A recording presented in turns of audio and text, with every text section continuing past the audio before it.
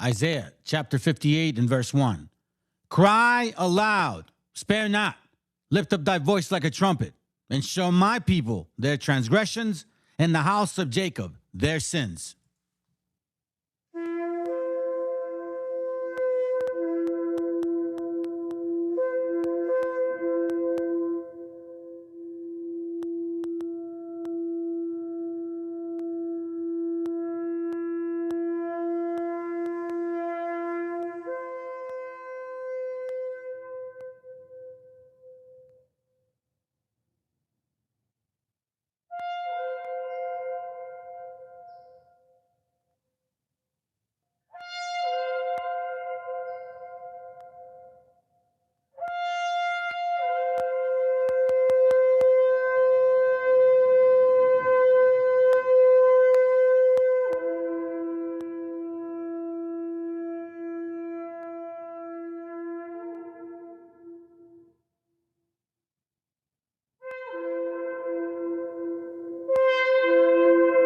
Copyright disclaimer. This content does not belong to Bible Chronicles or claim this intellectual property. The content provided today has and always will belong to the content owner. Bible Chronicles does not have any affiliation with the owner of this property. As mentioned, Bible Chronicles did not intend to make use of any material for the purpose of harvesting gain. However, Title 17 of United States copyright law states material and use can only be done when it's for theological or general educational purposes, and thus Bible Chronicles believes that this principal material falls under fair use, which honors protection under Section 107 of the same U.S. copyright law.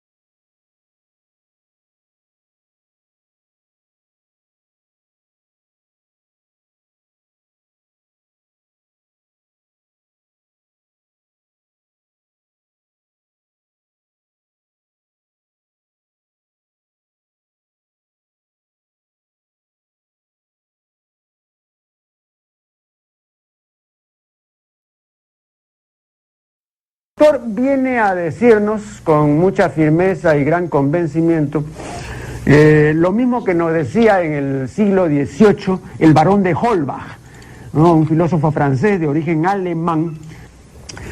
Si nos remontamos al comienzo, entonces hallaremos que la ignorancia y el temor crearon a los dioses. La fantasía, el entusiasmo o el engaño los adornaron o desfiguraron. La debilidad les rinde culto, la credulidad los conserva, la costumbre los respeta y la tiranía los apoya para que la ceguera de los hombres sirva a sus propios intereses.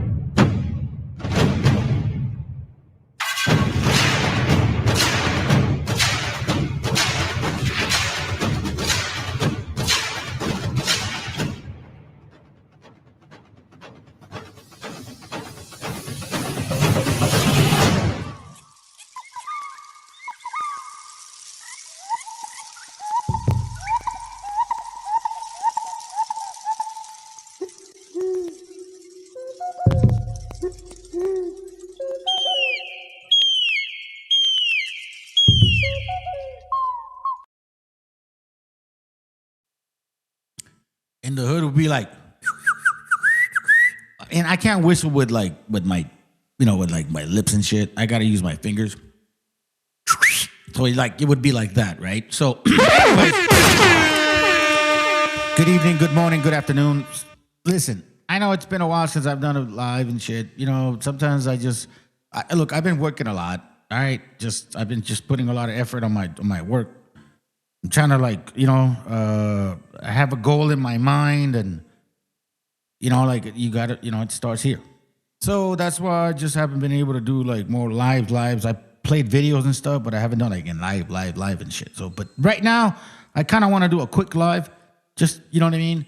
Because I don't know, bro. Some people just show up and then they want to go and say some shit and post some shit, and like nobody invited you here. I'm gonna give you guys a little bit limelight. You know what I mean? So like, okay, sounds good. If this is how you feel, okay, all right, this is how you feel. Sounds good. All right. So you guys know this video that I did, right? You know, MESHIACHA, and I magnify the words and shit. MESHIACHA Chronicles. It says dirty Negro Nazis. All right. Now, some of you guys are probably wondering, like, why do I sound like that or say stuff like that? It's because, like, what I do is I reflect, like, I'm a reflection of people. Like, I give you the fire that you give us. You get offended when we say it, but you don't realize that I'm doing the same thing you're doing. No different. I'm not stretching it further. I'm not going fucking berserk. I'm just showing y'all what you guys are about.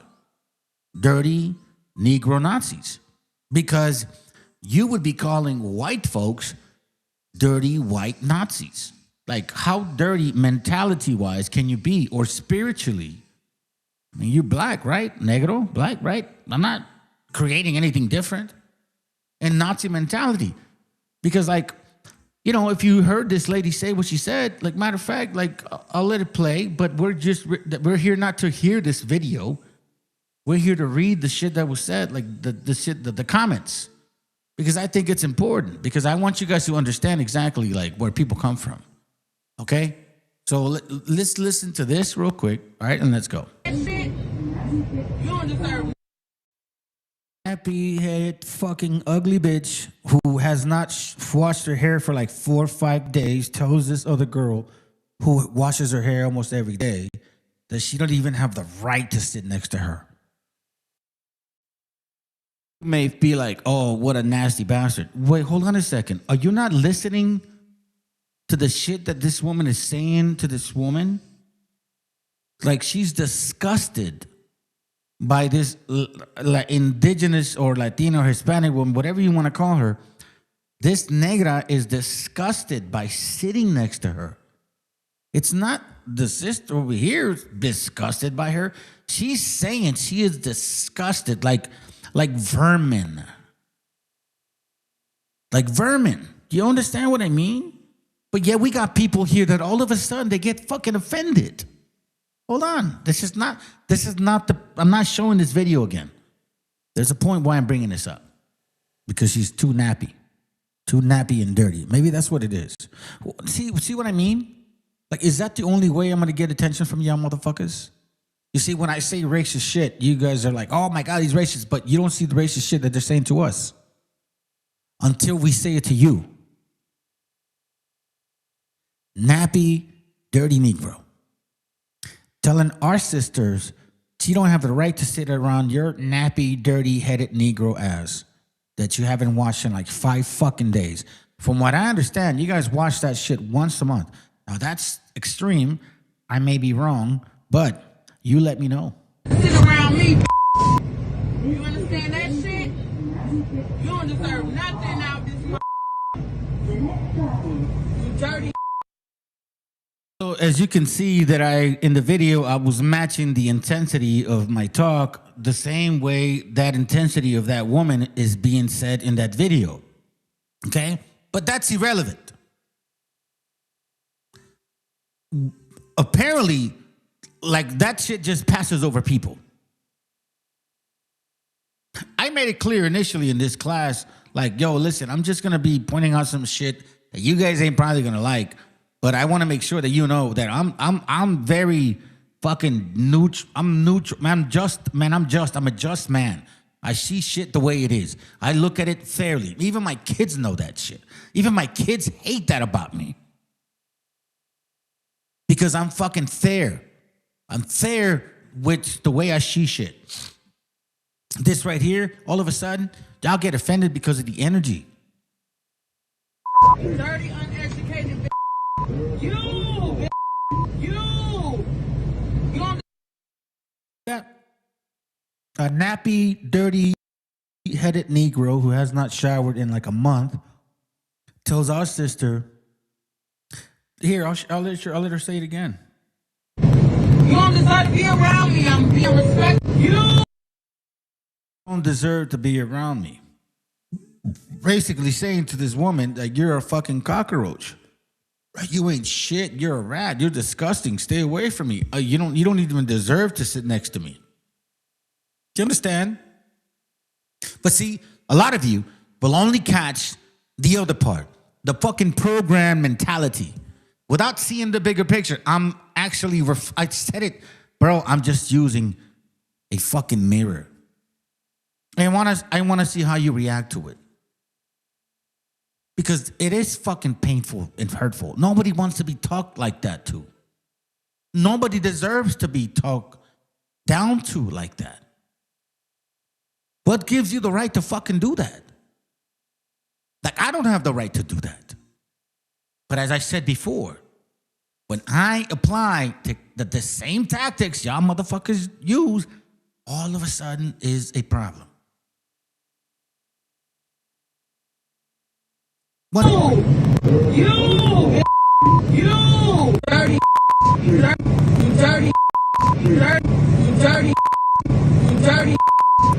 uneducated. You. It's like, you dirty, uneducated bitch. Why? Because the way she looks? Let's continue. Dirty, uneducated bitch. But you call these Negroes nappy-headed, dirty bastards. Now you're the racist. That's my point. Now, here's exactly where I'm trying to get to, fam. So, somebody was posting all kinds of shit here earlier. Like, and I don't mind. I really don't mind. But we have this individual here, right? Let's go to it real quick. Because when you have a channel and shit, and people post on your shit, you can go to their page. So this is the broad that posted shit on my channel. Okay? All right? One delicious and shit. God knows what the fuck she's doing. So obviously, I can already tell based on this picture, like, I already know where the fuck this is going. I already know it. How many times have we not seen it? How many times have people not showed up to this channel and started saying all kinds of milk shit, or so-called, giving us so-called understanding of what they're supposedly saying? Hold on, let me go back. What the hell? I lost that shit or what? Hold on a second. What did I do with this? Oh. Did I lose it? Okay, here it goes. You learn from that. Okay, so let me get out of there.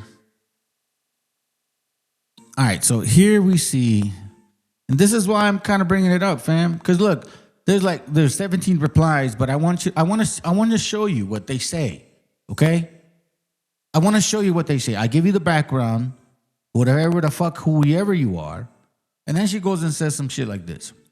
Wow, I can't even finish watching this playback. This is very disheartening to watch because it was a black person who put me onto your channel and enjoyed it when it popped on my feed, okay? Now, my mom was born in Cuba, all right? And my father straight from a plantation grandmother. Okay. Just because you're born in Cuba don't mean you're indigenous Cuban or of this land. You understand that shit? So, like, I don't even know why that matters, but let's continue because that doesn't matter to you. Then you say, to hear the words coming out of your mouth, you're a man of God. Face, I've lost a lot. I've heard your story. The Father saved my soul and I had no hatred in my heart.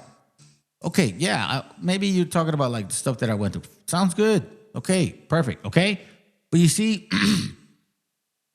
you look a certain way and you're going to bring out your agenda.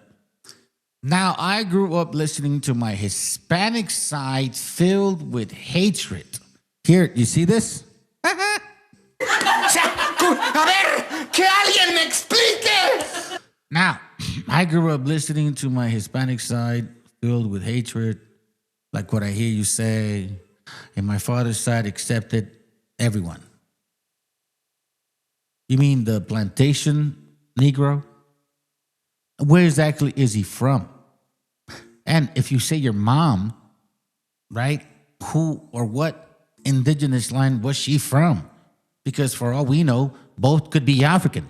Now, here we go. Here's where we get even more interesting. And this is why I try to share this shit with y'all, because like I do videos. I give people a chance to be like, yo, you want to share some? You want to say something?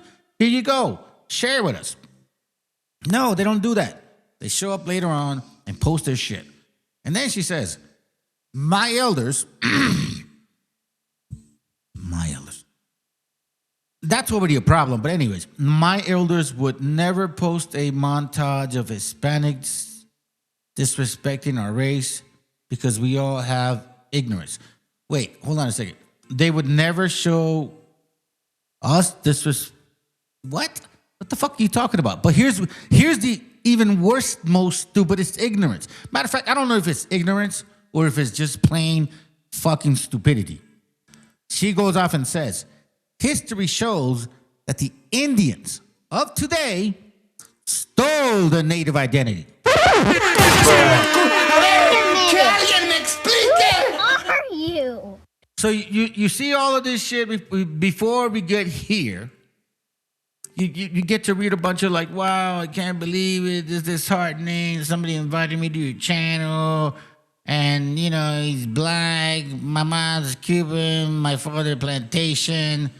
Yada, yada, yada. But you want to know something? You Hispanic looking people, like, you guys replaced us. Are you? That's what she's saying. History shows that, quote unquote, Indians, o como decimos en español, en colmillas, pinches indios, of today stole the native identity. Let me remind you.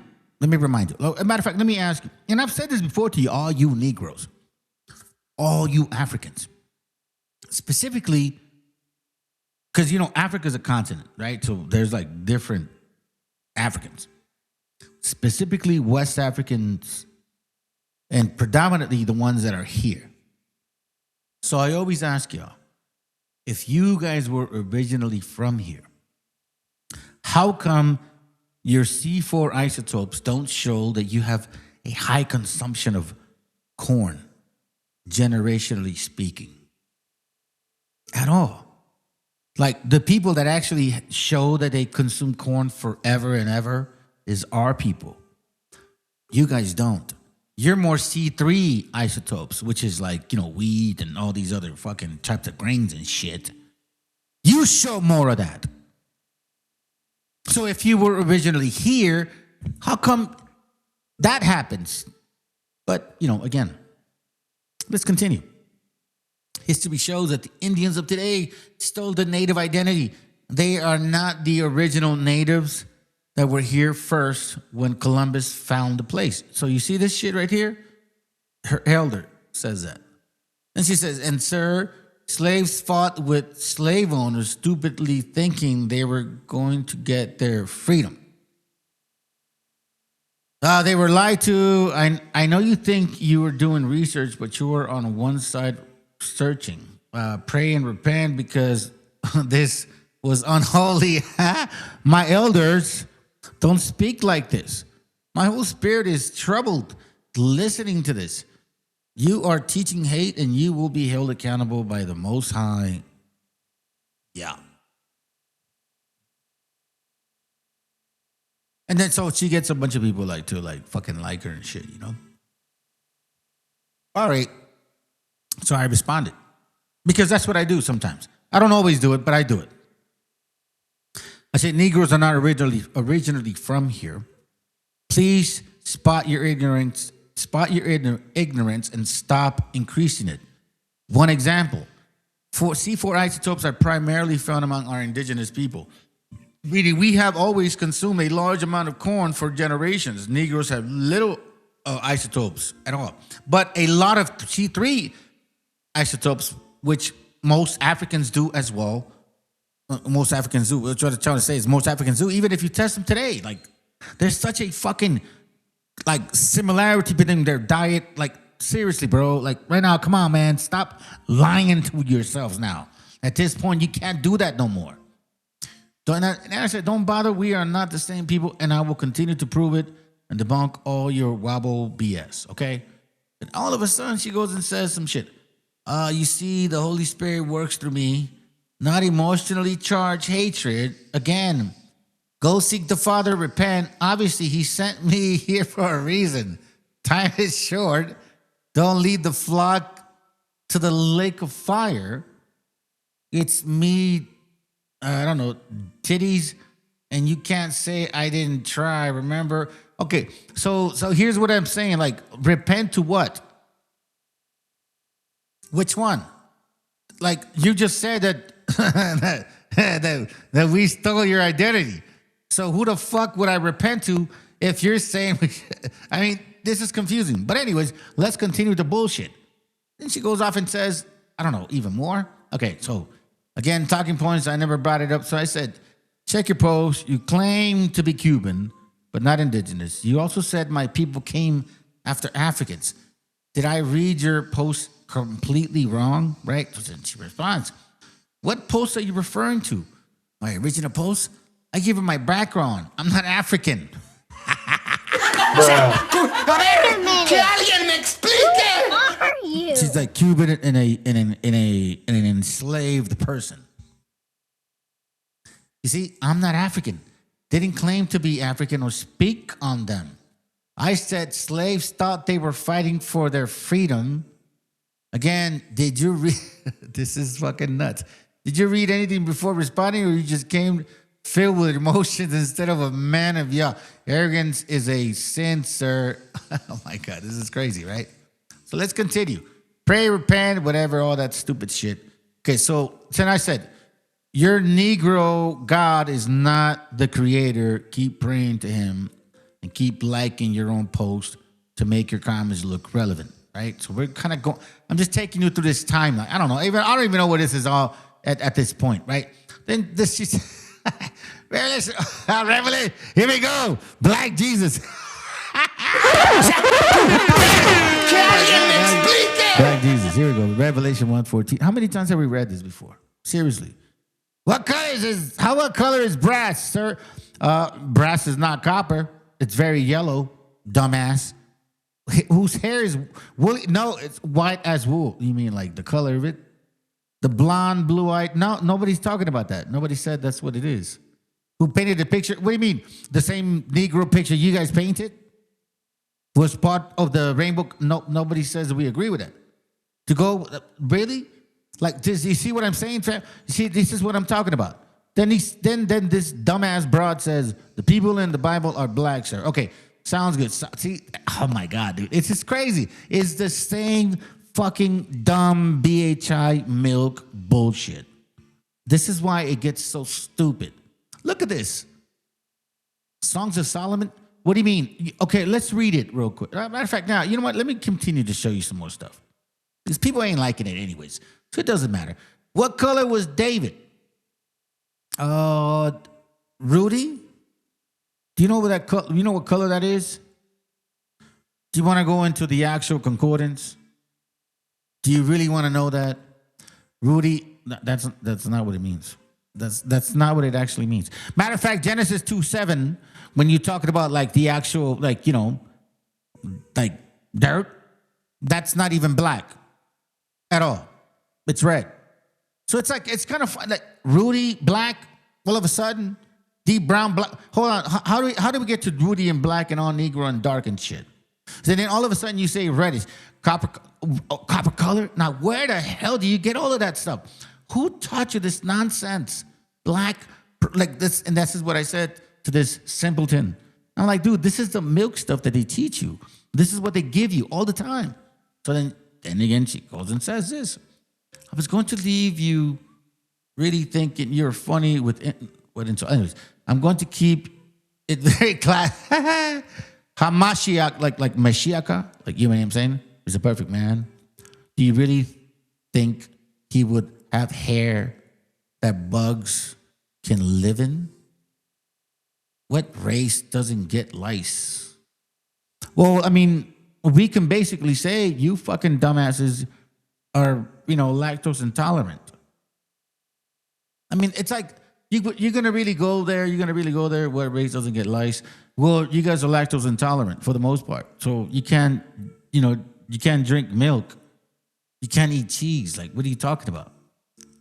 And that's the funny part. It's like, this is where I like the fact that you guys are just racist as fuck, acting nicely, you know? It's like, do you really think we have hair that can get bugs? You see that? This is no different than eugenics. You see, the way that you think you're Hebrews is through a eugenic concept. You think you're superior in every fucking way. And guess what? In case you haven't read the Bible, let me remind you.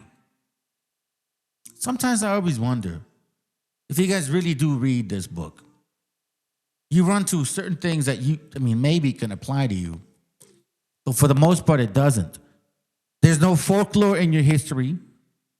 There's no diet in your history that says you're the Israelites. I mean, if you really go through the curses with me, I would show you how you guys don't fit them at all. The Most High didn't pick the Israelites because they were the fastest, strongest, bestest at everything, or blackest, or nappiest, or fucking whatever. He chose them because they were the weakest. Deuteronomy 4:38 says to drive out nations from before the greater and mightier than thou art, to bring thee in, to give thee their land for an inheritance as it is this day. Now, in case you guys don't know this, he also talks about the Hamites being mightier and more powerful. And you see, you Africans know that you're Hamitic looking. You may not want to be Hamitic, but you look Hamitic. So then that must seem to me and show to me that y'all were mixing with them if you think you ain't Hamitic. But you don't want to know something that you guys always run from and always sometimes mention? Jubilees. You motherfuckers always run from Jubilees but mention Jubilees.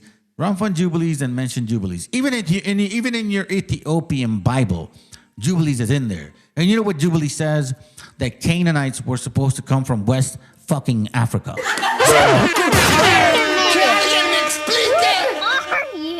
Before you go around and say that supposedly God chose you because you were the fastest, strongest, greatest. No, fuck no. He felt sorry for the Israelites. That's why he chose the Israelites. He felt sorry for them. You understand that? You guys forget about the story when Joshua sent some of the tribes and shit? Yo, go check them out. And these fuckers were scared. Like, man, I don't know, dude. We look like grasshoppers compared to them. And you fucking people want to say that you guys are the people of the Bible? You don't understand that shit. I'll give you an example. Who the fuck when have you heard of Negroes eating grasshoppers? When? When have you heard of Negros, African Americans or Africans or any fucking African eating grasshoppers? Like, when have you heard of that shit? Never. Like, when? Never. But you know who still eats grasshoppers? The people here in the Americas. We eat grasshoppers. You know who eats masa? You never hear Negroes in Africa eating masa. You never hear Negroes in North America eating masa. You know who fucking originated, who lives and thrives off of masa? We do. You know what is unleavened bread in the Bible? That's what it is. Masa. Corn. Who is most related to the word corn?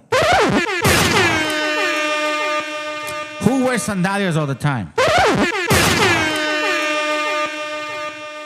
Who knows about the weeping woman in our history? That some woman was crying because she was about to get destroyed and our children were as well. Not them.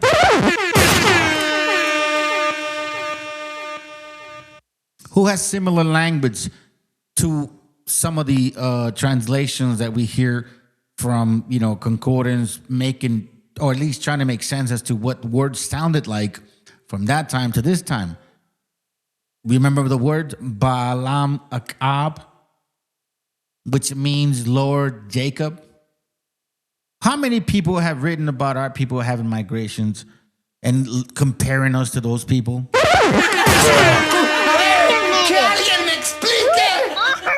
Ceviche is in the Bible. Carne asada is in the Bible. Come on, bro. Cilantro is in the Bible. The fucking condiments that we eat, the food that we always cherish. What more do you want? And then all of a sudden people want to come here and compare and say, like, oh my God, you can't eat. No, none of this applies to you. The curses are just like a fucking frosting on the cake for us because we understand our history. I mean, come on, bro. Seriously? Let me show you this real quick. So then, brother says, Africans nor African-looking people were never in America because that's what she said, right? And then she's like, sir, I said nothing about FBA because he was saying that that's where it's coming from. Please say foundational Black Americans basically means that you guys were originally here. Play stupid. I mean, seriously, dude, why do you guys play stupid? Or are you stupid? And if you're listening, you know what? I'll invite you to come make a comment. Maybe this is what it takes. Maybe it's about time that I just let random fucking dumb people, well, sorry, I don't want to offend you, random people get their chance to supposedly prove their point. Because I don't get it at this moment. I know for a fact that our gente went through a lot of different things. And I know for a fact a lot of people went through a lot of different things. a lot of people have suffered in life. I mean, this is fucking obvious. It didn't just happen to us. It happened to white folks, black folks, Asian folks, Arab folks. We see it all the time. I'm not denying that type of shit. But what I'm saying is, you teach your people. You go to your area. You deal with your shit. You guys aren't willing to do that, though. We have a nation of folks that for some reason forgot that they're Europeans. And all of a sudden, they think and create a bunch of stories that make absolutely no sense. This is one example.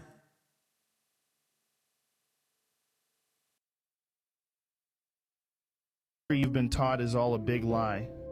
Boy, oh boy, nothing more credible than a Joe Rogan AI conspiracy video. What a way to start off my MLK day. This video is talking about Tartaria, a supposed country that existed in Asia thousands of years ago that had technology beyond our wildest dreams, and they could pull energy from the atmosphere, and they're the reason that the pyramids were built, because of course they are. So you want to know what Tartaria actually was? Well, it wasn't a country. Despite showing up on a bunch of old maps, it wasn't a thing. You know why? Because it's the equivalent of here be dragons.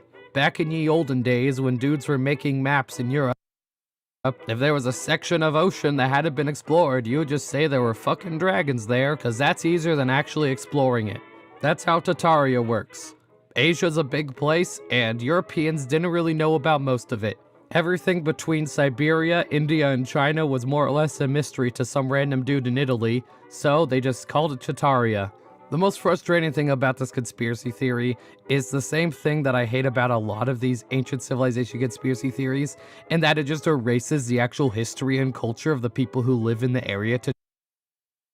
Why I've never showed you guys that whole bullshit Tartari crap. Like, really, bro? It's just a bunch of fucking Cracker Barrels trying to make it seem like they were ruling that area, and they were just those Vikings or whatever.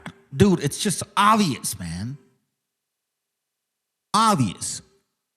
And we're not these people right here. Which I don't mind. Let's say if we were, then fuck it, we are, right? But we're not. Like, even those people from oh my God, dude. I brought so many documents out, dude. It's just even laughable to have people here still come to this channel after the channel shuts down, like after the class is over, and then post their shit as if they're fucking right. You have the right. Let's put it this way. If you want to show me that you guys were here before us, I will post a link right now and we can debate that shit. If you're trying to say that Negroes or African-looking people were here in this continent before we were, I would love to debate that shit today.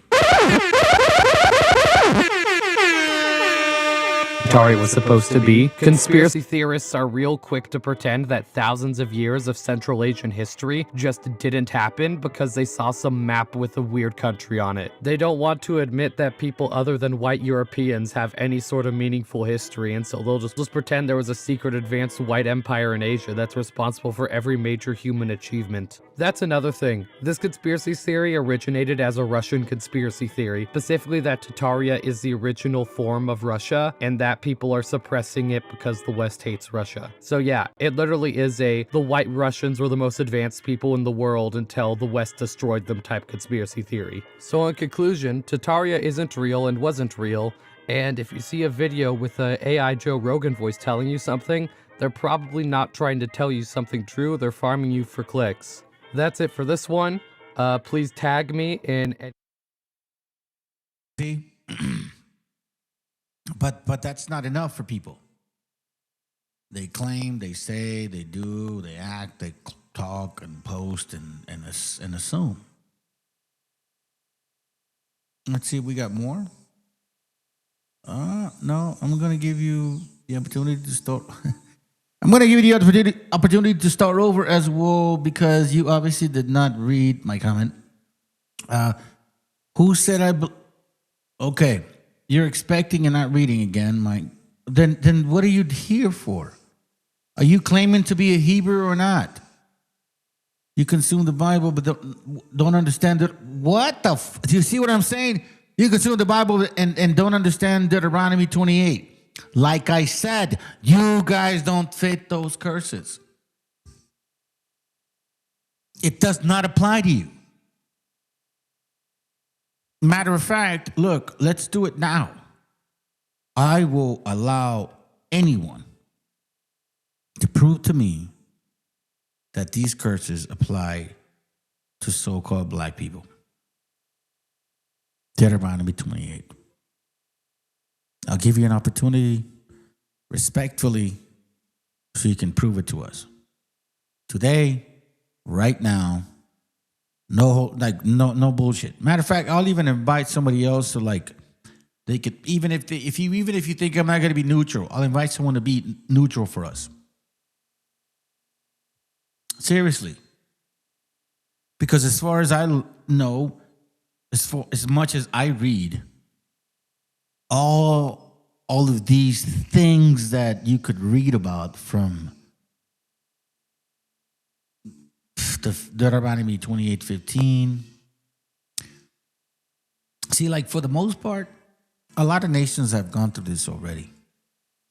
So you can even exclude these verses. No disrespect, but what I mean is many nations have been cursed.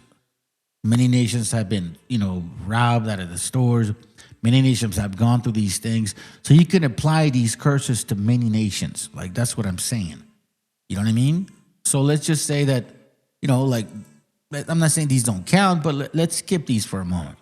And then we get into the nitty-gritty shit. And see, this is what I'm talking about. When we get into the detail of this actual book, this actual chapter, nobody wants to talk about it. Everybody is scared now. Come on. You come to the channel, you post some shit, you say supposedly your elder, well, tell your elder to come over here and defend your fucking cause or defend your theology or whatever theosophical fucking concept you guys think you believe in. I'm going to show you how you're so far from the idea of it. You guys come over here and say oh my God, Revelation 1:14. Okay, sounds good. David had straight goat hair, bro. So did Solomon. And in Songs of Solomon, by the way, that's not Solomon. That's a chick. You guys don't even fucking know what you're reading. I mean, at what point are we going to stop? Or are we going to, where, when? Okay, a matter of fact, I'm going to show you this real quick because I love this video, man. I don't know why. I'm glad I recorded it. Check it out.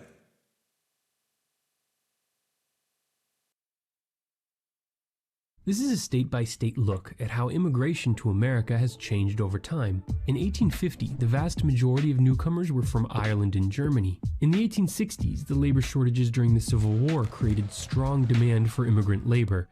1870 saw Mexico become the top country of origin in much of the Southwest, while British immigrants preferred the Rocky Mountain territories. The 1880 census showed that the Chinese were coming in large numbers. Many took dangerous jobs in the mines or on railroad building crews. For the next century, immigrants from Canada crossing the southern border would be the largest group settling in many of the northernmost American states. In 1882, the Chinese Exclusion Act blocked the arrival of large numbers of Asian immigrants for much of the next century. Unfortunately, the overall microdata for the 1890 census were destroyed in a 1921 fire at the Department of Commerce. So fast forward to 1900, the turn of the century, when the territorial boundaries of the continental United States are settled. For the first time, Norwegians, Swedes, and Italians were the largest groups coming to the states of South Dakota, Minnesota, and Louisiana, respectively. 1910 shows us how quickly things can change, with large numbers of Russians and Italians arriving. The only state where Ireland was the top country of origin was tiny Delaware. With the American population exceeding 100 million in the 1920 census, there were equal numbers of German, Italian, and Russian-born immigrants. Many had fled Europe to escape the horrors of World War I. By 1930, the Industrial Revolution was in full swing and the country was growing rapidly from within, so the percentage of foreign-born fell. And for the first time since 1850, Mexico was the dominant country of origin for new arrivals to California. By 1940, the quotas and other congressional measures passed in the previous decade to restrict immigration sharply cut the foreign-born population to below 9%. 1950 saw the effects of the repeal of the Chinese Exclusion Act, as Chinese immigrants were finally welcomed back. Interestingly, Greeks were the largest group arriving in South Carolina. When Alaska and Hawaii became states in 1959, the year before the 1960 census, Canadians simply crossed the border to immigrate to the last frontier, but Filipinos crossed an entire ocean to become the Aloha State's largest group.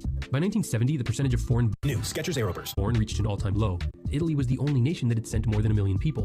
In 1980, after Congress began granting more visas to people from the Western Hemisphere, the number of states where Mexico was the top country of origin doubled in a decade, becoming the dominant foreign-born population in the entire country. And in 1990, America began to look like the diverse country we live in today. Mexico was tops in 18 states, Dominicans were the largest group coming to New York, and South Korea and Southeast Asian nations were the leading countries of origin in 7 states. In the year 2000 census, the number of Mexican-born immigrants surpassed 9 million. It's also notable that India was the top country of origin in 3 states. And the 20 All you guys that left and shit missed the whole fucking point. Más fucking putos. All you fucking dumbasses that left missed the point. That's what I wanted to show you. That's why they got aggressive against our gente.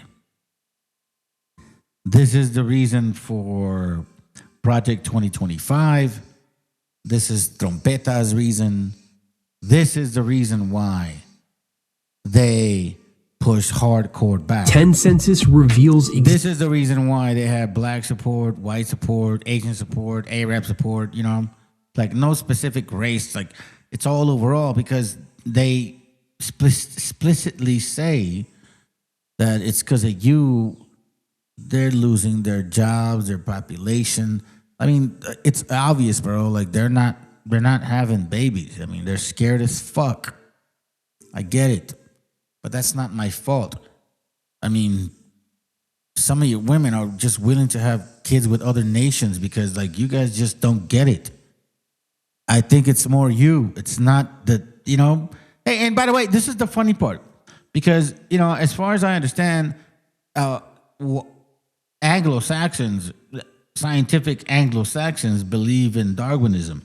Darwinism talks about how it's survival of the fittest. So life chooses the dominant race that needs to move forward to continue surviving. And if we see them diminishing situations within certain people, then how come Darwinism doesn't apply in that situation anymore? Or unless it's just convenience regarding, you know, points of views. Not even the fact that they believe it or not. I mean, it almost seems like it. Look, I'm not a fucking politician, nor would I ever be in that situation. If I had the chance to go to school and all that, you know, all that, if we all had that chance to go to school, I probably would have done some, I don't know, like, you know, law shit and defended people, right? But going into that politician bullshit, no, because why? Dude, they have to pledge allegiance to a flag, not to you. Do you understand what I mean? Like, they don't say to you, hey guys, you voted for me, I pledge allegiance to my community, to the united community of like whatever. No, they fucking say I pledge allegiance to that flag, not you. Come on, bro. Exactly why America is quickly becoming so diverse. Only 5 states, all of them bordering Canada, received the most immigrants from a majority white country. That picture, let me bring it back to you. That picture is scary as fuck to a lot of gringos. Mexico. Basically, you Mexicans are all over this fucking place, bro. Mexicans are all over this place. I truly believe that this population, right, and supposedly that we are very minuscule. Nah, bro, we're a very good fucking portion of it. Way beyond than what you think. Remember, the scriptures talk about that stuff too. By the way, in case you believe in that, I believe in it. You know, I don't know if you do, but I do. Here we see exactly the constant reminder. The constant reminder. What did somebody get reminded of? Deuteronomy 28:33 says, the fruit of thy land and all thy labor shall a nation without which thou knowest not eat up, and thou shalt be only oppressed and crushed always. So, you know, I wonder how this applies to those people that claim to be Israelites that are of African descent. What land that these nations take from you? What labor? Because if you were supposedly brought here, well, then we understand now, because I've told you since 2022, fam, Wabuism was going to start trying to flip it around and say like, nah, we were here before y'all. A ver, que alguien me explique. Who are you? I told you. Like, a lot of you thought I was lying and shit. I wasn't. Anyways, you know what, dude? What I'm going to do is this. Nobody shows up. Like I said before, bro. Like, it's just fucking pathetic, man.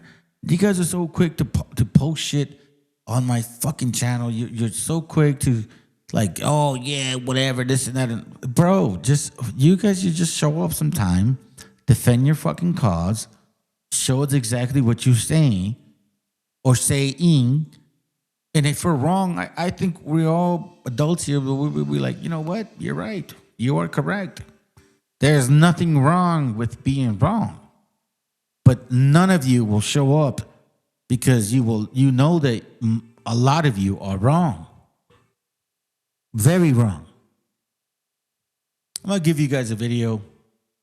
I want you to remember this, man. And I never really paid attention to this video when I was younger, but I like what he says today. So I invite you to listen to it with me. It's about 13 minutes long. I appreciate you, brothers and sisters, that listen to this channel for the idea of like our gente. You know, I'm not trying to tell you that I know everything now. Fuck no. But I will say to you that when I find something that I like and I think it's powerful, I will always share it with you. Okay? So you guys have a good night. I hope you appreciate this video. And then let's go.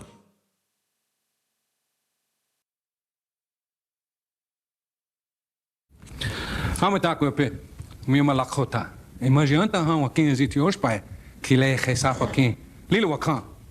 Mitaku ate Tashunka Witko Tioshpai. Mitaku ina Wambli Zuya Tioshpai. This is a traditional greeting of my people that I am bound to give, albeit it's a short version. What I said in my own language, translated into English thusly. Hello, my relatives. I am an Oglala Lakota, and I come from our very sacred holy land, the Black Hills, where Yellow Thunder Village is. My mother is from the War Eagle clan, and my father's family is from the Crazy Horse clan. This greeting is to this day the way all Indians throughout the nation still greet one another, those that still know their culture. This is the only way we present ourselves to one another that is acceptable. We tell you who we are, where we are from, who we are from, our clans, and we do this without ever saying our name. Anything less would be an insult to you and to my people.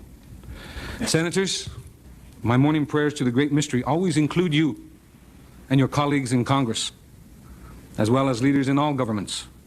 It is an honor to come before you as a spokesman for my people, the American Indians of the United States of America. In these United States of America, this great country of ours, we American Indians, we can be anything we want to be, except American Indians. And that is created by the laws of this nation and condoned by its subsidiaries, the so-called tribal government, and designed for the Indian to fail, to be... To pay attention to what his argument is. you're going to find out that that movie Casino has a lot to do with this shit right here. They used Indian reservation, laws to move casinos over for profit and took. You're gonna hear it, man. It's fucking fucked up. That's why I think it's important for us to hear it. Expendable? And not only hear it, not only appreciate it, not only absorb it, not only fucking study it, share it with your fucking family, man. Understand and know that what they've gone through, we've gone through. This is no different, man. You think I do this shit for, bro? To be eliminated. I take you back in your history. After the American Indian hostiles had been subdued and forcibly confined to Indian reservations, it took approximately 30 years, one generation, for us to adjust and become economically viable, contrary to what the anthropologists say and what we even ourselves are taught as Indian people. However, allotments were made smaller. Our remaining lands were open to homestead. To summarize, the gente is getting moved over, all right? So they're like being forced to move over and adjust to situations. And they're like, no, we can get it. We got it. And within the short time, they were like self-sustaining, okay? Let's go. And we were forced into reducing our livestock. Nevertheless, we made the adjustment again in less than half the aforementioned time, 15 years, and become economically self-sufficient again. But once again, the American... Not economically self-sufficient again. That means they were, managing their lands, running their cattle. Like at this moment, they had a lot of so-called privileges. They had a lot of fucking opportunity, right? But then shit started changing. Watch. Then he was forced into reducing our livestock. The boss farmer concept was instituted. We were told what, when, where, how much, and how little we could grow. The boss farmer concept, okay? So let me get at least a grasp of what that means. Hold on, let me hear it again. Hold on, my bad. American Indian was forced into reducing our livestock. The boss farmer concept was... Boss farmer concept, my bad. Okay, here we go.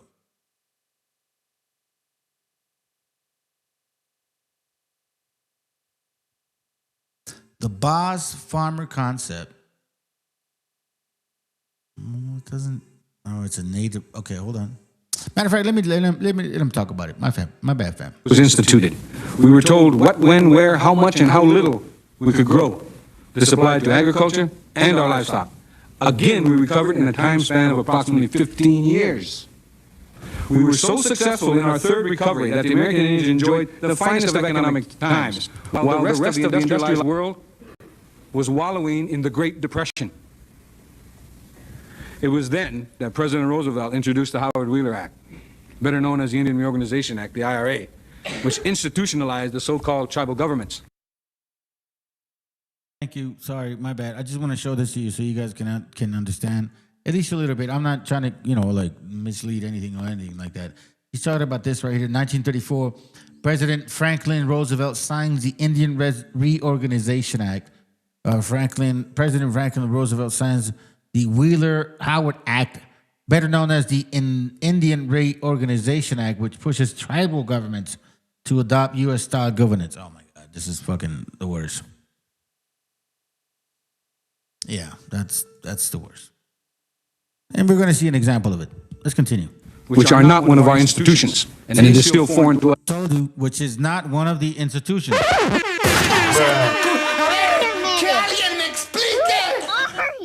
I've always understood our system, our community, our people is more communalism, not communism, communalism, meaning we have a system that focuses on the benefit of the people, not the benefit of the fucking government.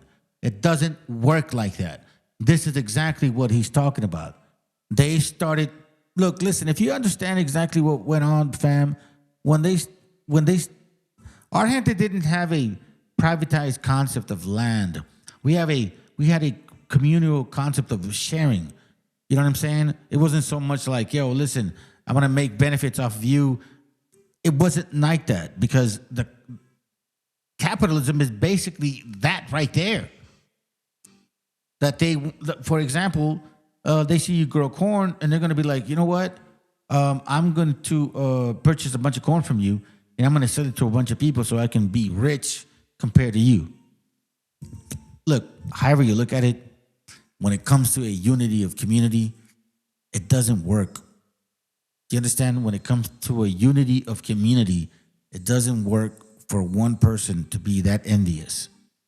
I'm not saying it's wrong in another society, but when it comes to our indigenous bloodline, our gente, our Hebrewism, the way that we are, doesn't work like that. We have to look at everybody, all our people, all our circle, from old to young. Like, remember, keep in mind, man, this is the sad part. Most kids are ignored, and so are elderly people. This is what I hate the most, bro. A lot of you guys ignore your grandparents and shit, and a lot of you motherfuckers ignore your kids. You're so good with your friends. You know what I mean? Like, you're so good with those things, but you guys ignore the people, the beginning and the end, you know? And that's the shit that I always, like, think about. Like, I don't ever ignore that. I don't ignore the beginning or the end, bro. Like, kids are wonderful. Elderly people are the shit, bro. Come on, bro. Stop ignoring what we come from. Let's continue. This very day, we have yet to recover. 45 years later, the IRA, Indian tribal governments, on their own initiative, began renewed efforts at reestablishing their sovereignty focused on the oldest profession of American Indians. That's gambling. Bingo and other gaming operations has been, without exception. I continue. Sorry, I don't want to be like confusing. But remember, keep in mind that when I was sharing all of this stuff before, they were talking about how self-sustaining they were. But as soon as they implemented a certain fucking organization, all of a sudden they brought the casino concept in. Do you understand what I'm saying? So just follow real quick, okay? I'm not trying to be misleading or anything. I need you to understand the history of our people in this region, what they fucking went through. Like, they did not want the casinos. They were good without the casinos. They were self-sufficient in their land. Matter of fact, they were doing so well in the so-called Great Depression, which is what made these fucking Cracker Barrels mad at them. I need you to pay attention to this video, please, because sometimes we overlook everybody else's experience, bro. And if you really believe about, like, our people, indigenous, like, if you really, regardless of like whether you go like Hebrewism or just like indigenous, fine. But do you really believe in our people? Well, then listen to what the fuck they went through.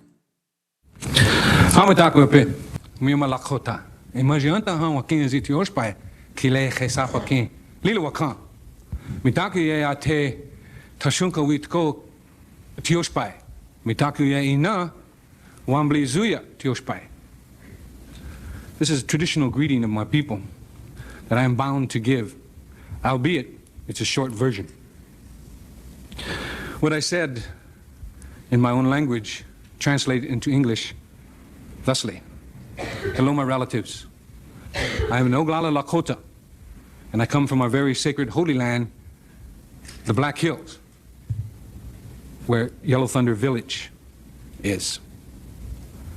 My mother is from the War Eagle clan, and my father's family is from the Crazy Horse clan. This greeting is to this day the way all Indians throughout the nation still greet one another, those that still know their culture. This is the only way we present ourselves to one another that is acceptable. We tell you who we are, where we are from, who we are from, our clans, and we do this without ever saying our name. Anything less would be an insult to you and to my people. Senators, my morning prayers to the Great Mystery always include you and your colleagues in Congress, as well as leaders in all. Why do you think that's important, fam? Why do you think he says that? This right here. Acceptable. We tell you who we are, where we are from, and throughout the nation still greet one another, those that still know their culture. This is the only way we present ourselves to one another that is acceptable. We tell you who we are, where we are from, who we are from, our clans, and we do this without ever saying our name. Anything less would be an insult to you and to my people. Why do you think he says that?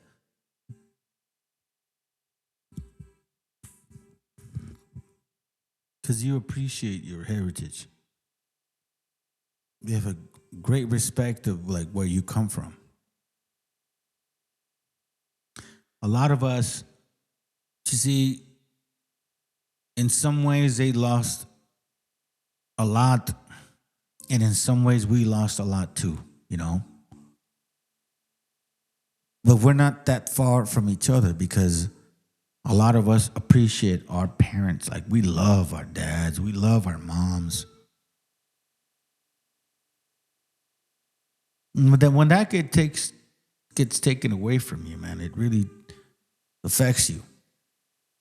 It changes you. And then it could either make you good or bad. And the problem is, like, when you get bad, it's like raza is just like real bad. You guys can't just be bad. You guys fucking go all nuts bad and shit. You know what I mean? Let's continue. Senators, my morning prayers to the great mystery always include you and your colleagues in Congress, as well as leaders in all governments. It is an honor to come before you as a spokesman for my people, the American Indians of the United States of America. In these United States of America, this great country of ours, we... And listen, let me remind you of this. You see how he says it? The American Indians of the United States of America. The American Indians of the United States of America. That is you and I. Remember, keep in mind, in 1848, and then before that shit, they started putting lines between ourselves. We understand what I mean? In 1848, Texas was not part of them. Hear this again. From who we are from, our clans, and we do this without ever saying our name. Anything less would be an insult to you and to my people.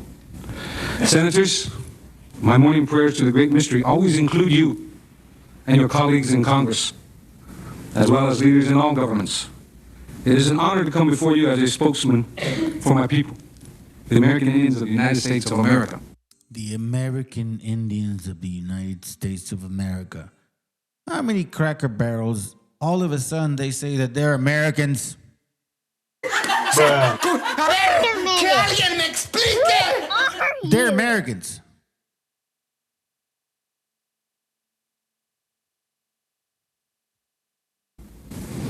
In these United States of America, this great country of ours, we American Indians, we can be anything we want to be, except American Indians. And that is created by the laws of this nation and condoned by its subsidiaries, the so-called tribal government, and designed for the Indian to fail, to be expendable, to be eliminated. I take you back in your history. After the American Indian hostiles had been subdued and forcibly confined to Indian reservations, it took approximately 30 years, one generation, for us to adjust and become economically viable, contrary to what the anthropologists say and what we even ourselves are taught as Indian people. However, allotments were made smaller, our remaining lands were open to homesteading, and we were forced into reducing our livestock. Nevertheless, we made the adjustment again in less than half the aforementioned time. 15 years, and become economically self-sufficient again. Does that make sense in regards to what we have been talking about for a long time on this channel? We have been self-sufficient forever. We have never needed of them at all. At all. I want you to focus on exactly what he says in the next 5 minutes because that's so important. This is when you start seeing where they're like diminishing of a nation started getting taken advantage of. But once again, the American Indian was forced into reducing our livestock. The boss farmer concept was instituted. We were told what, when, where, how much, and how little we could grow. This applied to agriculture and our livestock. Again, we recovered in a time span of approximately 15 years. We were so successful in our third recovery that the American Indians enjoyed the finest of economic times, while the rest of the industrialized world was wallowing in the Great Depression. Hear that? While you guys were walloping in the mind, Native brothers were like, we're good, bro. In our third recovery that the American Indians enjoyed the finest of economic times, while the rest of the industrialized world was wallowing in the Great Depression. You think Edomites or Cracker Barrels would liked it? Fuck no. That's why they came after y'all. And this is where it gets real sad, man. Like it's almost like, okay, we don't want to help you. We don't want you around us, but we also don't want you to prosper more than us. Hold on a second. What the fuck do you mean? Well, what I mean is this. I like you as a neighbor, okay? You have a nice house, but I have a nicer house. And I want to make sure that you never have a nicer house and I have a nicer house. And you're like, no, fuck no, bro. I'm going to have a fucking house regardless of what you think of what I want. I'm not trying to measure up to your shit because I'm not insecure, motherfucker. I just want what I want.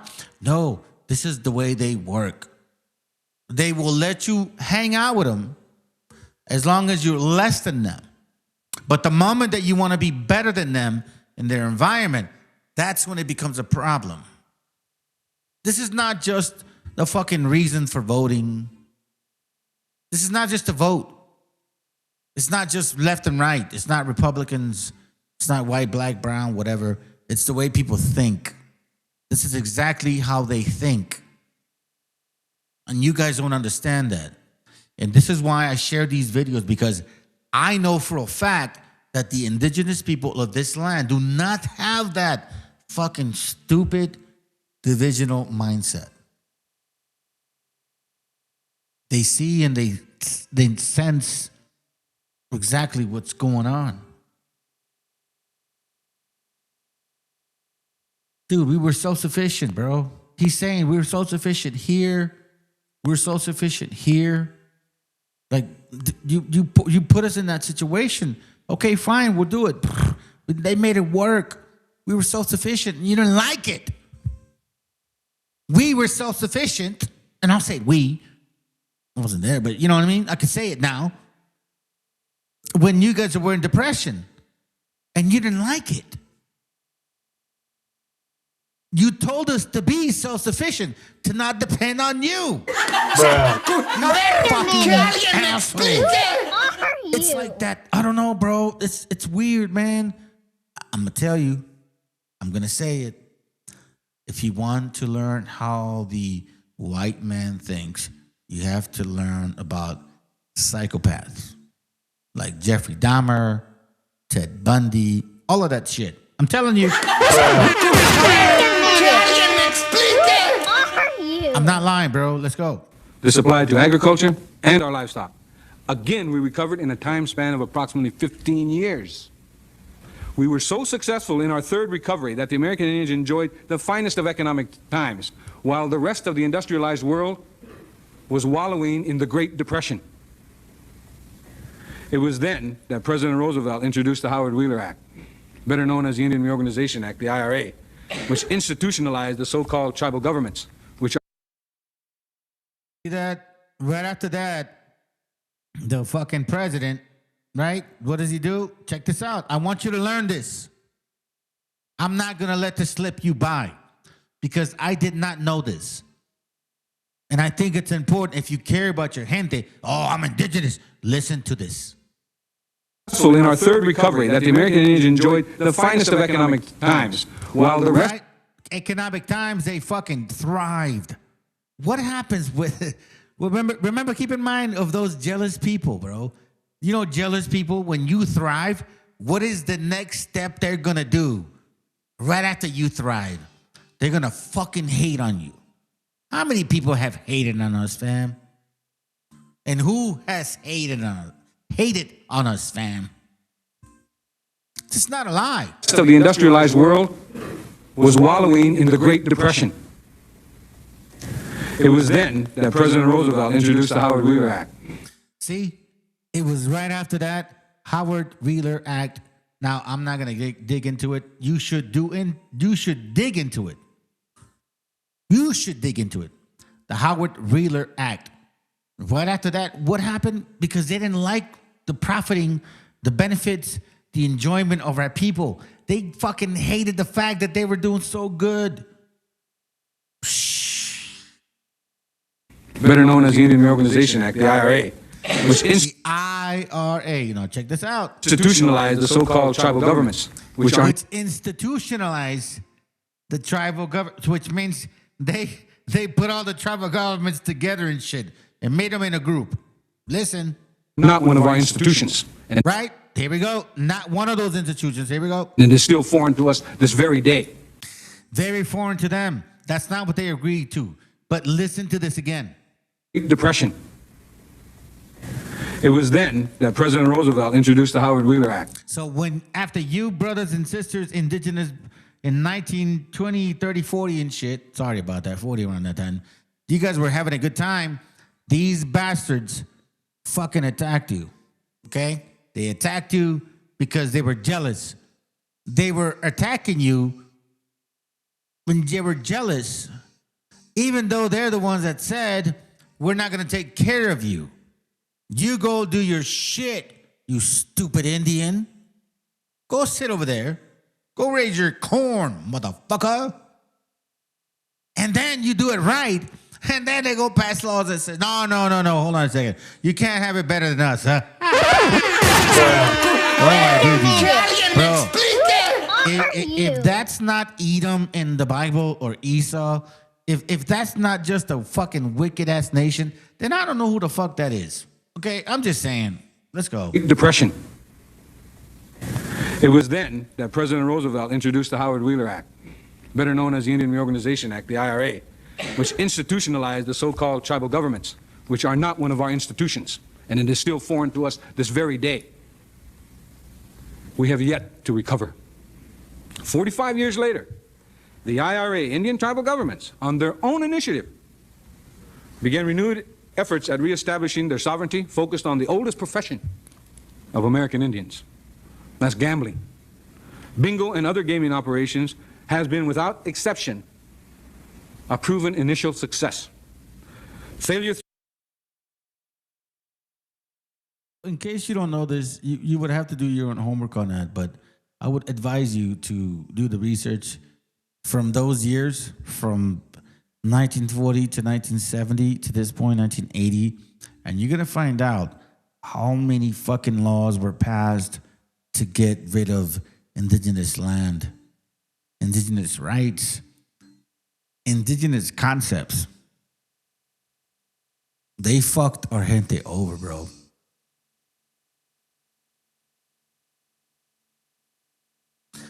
So you know, I always advise people, man, like if you really care about your gente, you have to learn about them too, you know what I'm saying? It's kind of like this. Look, you guys that are parents, you need to listen to your kids, or you're gonna lose them. Through mismanagement, politics, or litigation has been less than 15%, showing a better than 85% success rate. The new Indian-sponsored gaming industry on reservations dwarfs success ratios of any and all other non-Indian industries in America. Gaming operations have proven to benefit the revenue gathering of all governments, be they county, state, or Indian reservation. With regulation of bingo and gaming by the Congress, we are experiencing repetition of history. One shouldn't remedy success. The results? The United States government, through Congress, once again intervenes to regulate a proven success in violation of all basic and fundamental rules of economics and totally contrary to all laws of capitalism. American Indians are human beings. We are supposed to be citizens of the United States of America. We fought in your wars in other countries. Our Navajo Nation code talkers served and saved this nation in World War II. We have the inalienable right to joint venture with whom we choose, as long as we do not harm nor commit fraud upon anyone. There is no piece of evidence anywhere that proves Indians ever conspired with criminal elements to establish bingo. The Bureau of Indian Affairs, the infamous colonial office of the Department of Interior. You hear what he said? Let's hear that again. No piece of evidence anywhere that proves Indians ever conspired with criminal elements to establish bingo. You see this? They never wanted bingo, bro. But you see, around this time, you started seeing investments moving forward, moving westward. And they needed to hide the money in some fucking space. They had to make reservations in somehow and create some way to gamble, or at least filter money through gambling. That was one of the ways. They use our people, our gente, once again, so they can benefit from gambling. I'm serious. Watch it. The Bureau of Indian Affairs, the infamous colonial office of the Department of Interior and the initiator of sleaze in government, has been regulating contracting on Indian reservations since 1824. This fact alone should convince and teach every student of government that regulation of commerce and enterprise does not work. In fact, it only produces the opposite result. Graft and corruption is rampant to the contracting auspices of the BIA and its surrogate tribal government. Indian front contractors bid for and receive government contracts only to proceed to build shoddy, dangerous bridges, buildings, schools, roads, and dams. The Indian is the scapegoat when there is a failure and is always the one indicted. Contracting on reservations has proven historically to breed and feed corruption within the BIA and now the tribal governments. Within the past 2 years, I personally have attempted to assist 7 Indian reservations located in the Southwest, the Northwest, and the Northern Plains to no avail. The investors I represented were from various groups interested in establishing banks, resorts, Indian-owned public relation firms, factories, fishing ports, and international trade. Do you hear that? They were not interested in the well-being of the people. They wanted profit, capitalism, slavery of the mind and the flesh, and be like, fuck you. But we're going to figure out a way to like take advantage of it. Listen to this shit. I mean, at what point are you guys not going to start waking the fuck up and realizing that you need to start studying this shit? You need to be smarter than what you think you are already. If you're listening to me today and you appreciate the shit that I've been sharing for a while, especially you brothers and sisters, come on, man. You should be educating your kids, preparing them, get them out of their fucking schools, homeschool them, get your shit right. Get them out of their schools, bro. If you can homeschool them, do it now. I'm telling you right now. Years, I personally have attempted to assist 7 Indian reservations located in the Southwest, the Northwest, and the Northern Plains to no avail. The investors I represented were from various groups interested in establishing banks, resorts, Indian-owned public relation firms, factories, fishing ports, and international trade. I now know that tribal governments do not want economic development unless graft is a major ingredient. The BIA is a major player in land leases being sold by petty bureaucrats for as meager an amount as $40. There is a scandal of monstrous proportions occurring in at least 2 Indian agencies, the BIA's branch of land operations and the branch of realty. I challenge this investigations committee to intricately go into the branches of realty and land operations. The BIA does not enforce its trust responsibility, quite to the contrary. In September of 1987, I moved from the poorest county in America, the Pine Ridge Indian Reservation, to the richest area in the country, the Navajo Indian Reservation. There is no difference. I paraphrase the former Secretary of the Department of the Interior, James Watt. If you want to see an example of failed socialism, go to an Indian reservation. The poorest and richest reservations in our nation suffer from identical problems: mismanagement, a bloated patronage system, no checks and balances, and tribal government's waiver of sovereignty in order to initiate debt. This is not anything new. This is an everyday occurrence in all tribal governments. Problem is leadership. In this case, it is the lack of leadership. Ironically, everyone, including you senators, refer to the allegedly elected tribal officials as leaders. Leaders are supposed to work for a better quality of life for their constituents. It is an insult to my heritage, my ancestors, and my dignity as an Oglala Lakota to have the term used loosely. Many of the tribal officials are honest and sincere men and women who have good hearts. Nevertheless, a vast majority of the tribal officials parasite on the incestuous world of tribal politics. Not as our forefathers, who were the best providers, protectors, defenders, advocators, and friends. The game of who is the most important rules. It's embarrassing. At the turn of the century, American Indians numbered about 230,000, all traditional. With each succeeding generation, we lose our population base and our spirit as once proud peoples. The American Indian statistics of deprivation have remained constant since the end of World War II. All other groups of citizens, fortunes rise and fall with the gross national product, the GNP. The American Indian statistical lines of deprivation remains constant, a straight line. With the blatant genocide of our traditional people, we have less than 50,000 in America today. We are averaging a loss of 1,000 a year since 1900. We are losing a value system as distinct people that sets us apart from the industrialized world. These facts surface in our tribal statistics, and no one attempts to do anything about it except for a few social workers and reservation police. This new statistical horror is women and child abuse. Child sexual abuse is epidemic on Indian reservations, and all you hear are whispers. This abuse can be directly attributable to the schools on the reservations.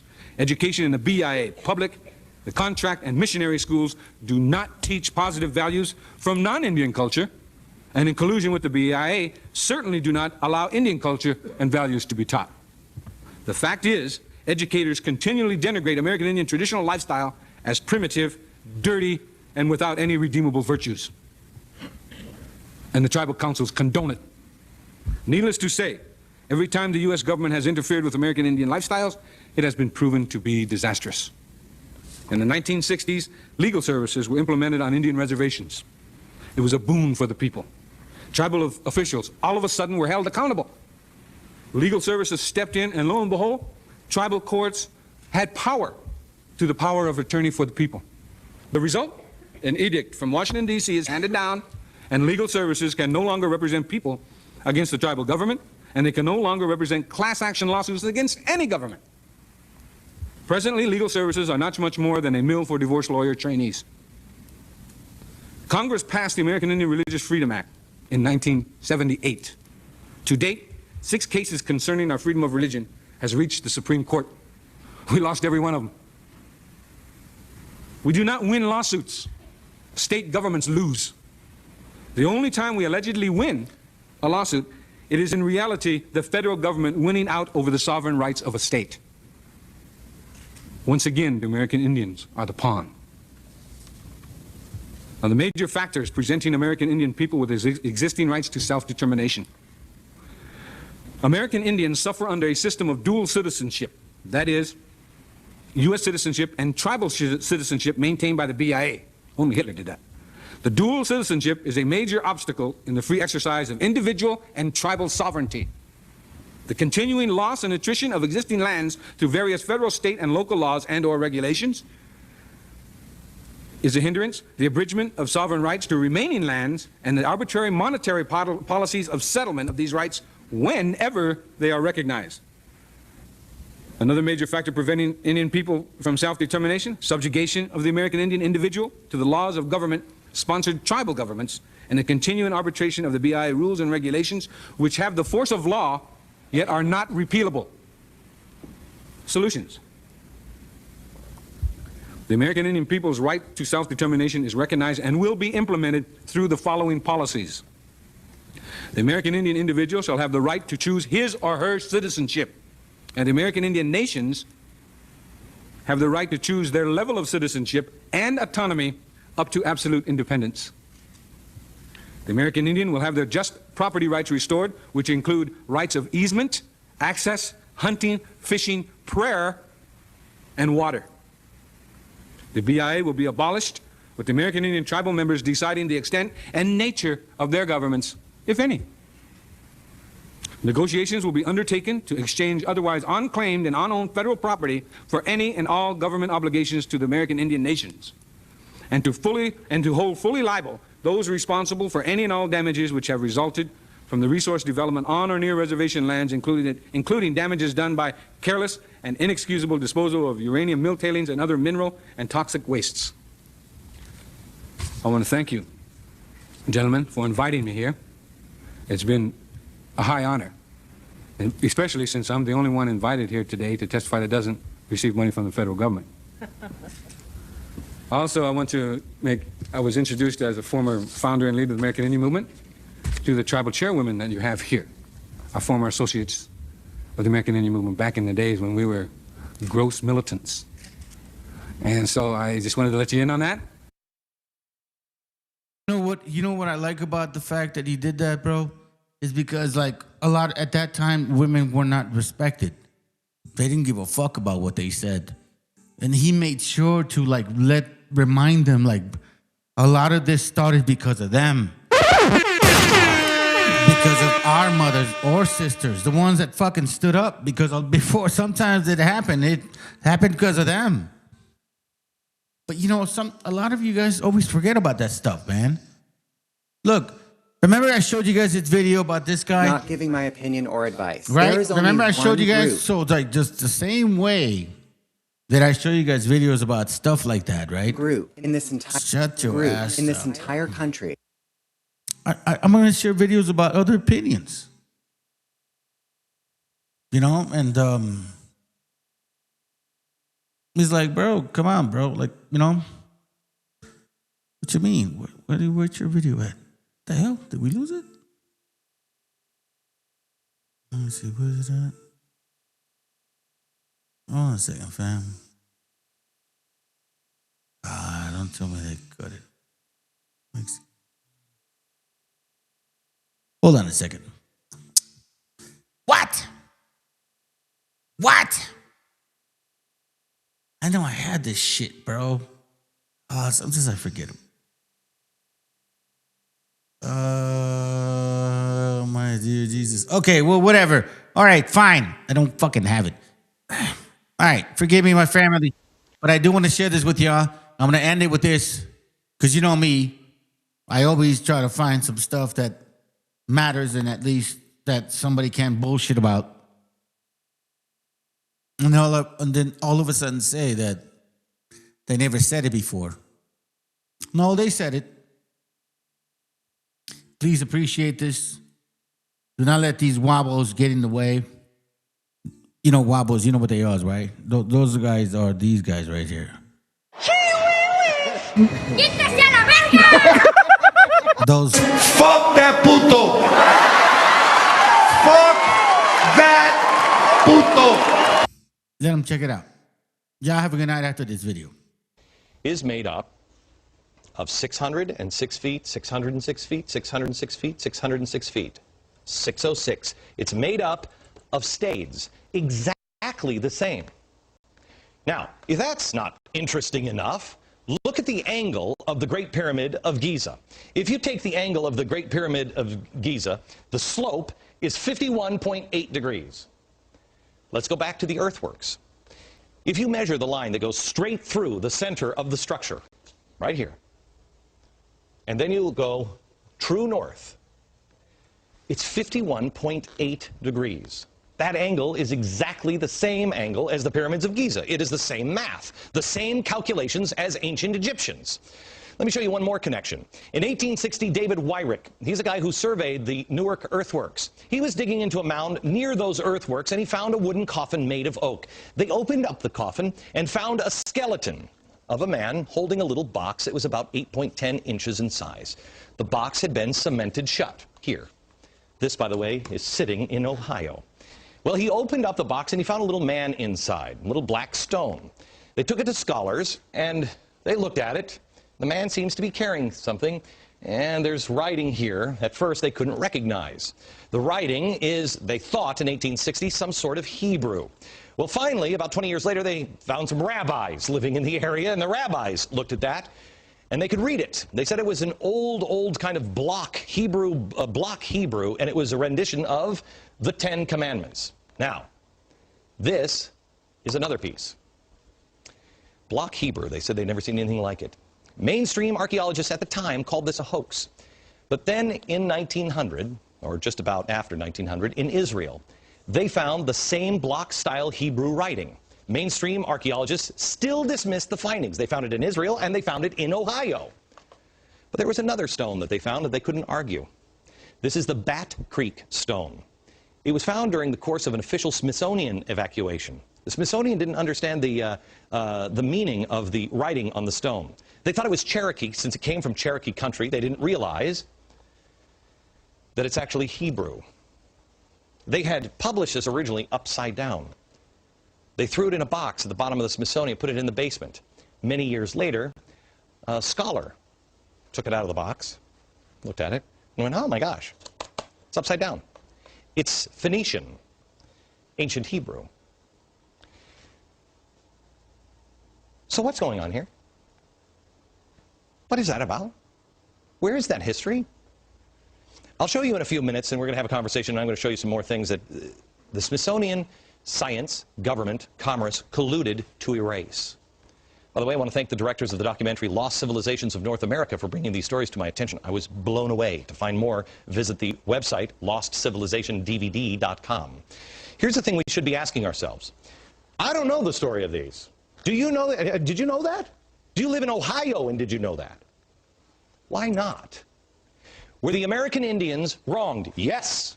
Yes. And that's what we focus on in America, is we were bad to the American Indians. Forget about it. It's in the past. The question should be the ones that the founders asked. Who are they? What knowledge do they have? Can you imagine the difference we would have now if we would put our differences aside and put our past in the past and concentrate on today and say, let's learn from each other. What do you have? What is that? What is that? When we come back. So if that was the case, what would that be? You few that are listening. But if they would have approached us like that, what do you think it would have been like?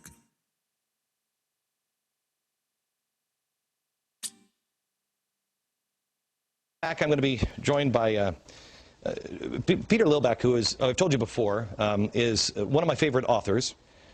He's going to talk to me a little bit about the founders here. And I'm also going to show you some documents that show how that history has been erased. Next. This is the Smithsonian Annual Report, 1882, 1883. This is John Wesley Howell. This is an original copy. John Wesley Howell in 1789. Again, this is Powell. This is the director of the Bureau of Ethnology at the Smithsonian Institute. He said this: artifacts found prior to Christopher Columbus's arrival would be considered illegitimate by the Smithsonian. Only the savage Indian culture would be observed, and this created the artificial barrier to science. Only the savage. Science was colluding with government because of commerce, and religion was involved. Now, why do I tell you all this stuff? Not because I'm an Indian expert or anything else. You got to do your own homework. I just found out about this stuff. I'm amazed by it. I don't know what the answer is on this. The reason why I bring it up is the stock is not bad. The soup went bad, but the stock is not. Peter Lilbeck, Dr. Peter Lilbeck. This video was not the first time played ever on any channel at all. You know what I mean? These guys kept talking about it and nobody fucking listened. Just like you guys are doing today. I'm going to let it play, and then after this, I'm just going to move on, bro. Because you don't want to know something? I don't need their approval. I'm just trying to show you. How are you, sir? This is a book that needs to be owned by every American. Every single American should have this book in their home. It's called Sacred Fire. These are the words of George Washington, and it takes history absolutely apart. Not on somebody's opinion, but on their own words, on his words. Peter, I want to go to you and talk to you a little bit about, again, the stock. George Washington had a good relationship. Our founders had a good relationship with the Native Americans, right? There's no question about that. See how he first shows, listen to me. You want to learn about what the fuck I just said? Get that book. But most people, when they look at that book, Should have this book in their home. It's called Sacred Fire. These are the words of Fire. Look at that thick ass book. George Washington. You think these fucking Cracker Barrels gonna read about the destruction of the natives? And it takes history absolutely apart. You understand what I'm saying? Do you think they're gonna want to read about the destruction of the natives? Apart. Not on somebody's opinion. A fucking book, maybe if they do. They read the one first page 4th, 5th, 10th, 25th. Maybe they'll look into like what a native shit and they'll reference it like, whatever. They were savages. That's what it is, my friends. But on their own words, on his words. Peter, I want to go to you and talk to you a little bit about, again, the stock. George Washington had a good relationship. Our founders had a good relationship with the Native Americans, right? There's no question about that. When they came to America, He said, yeah, we were hanging out, sharing wives, fuckers. Yeah, you're right, man. I had your daughter and you had my daughter and shit. You know, maybe we could, swoop her on and, whatever. Like, come on, bro. You hear what they're saying? Oh, my God, the relationship was so good. Nos estamos jalándolas, güey. realized they could not survive without a close relationship with the Indian people. The greatest story, for example, is the Pilgrims who were blown off course.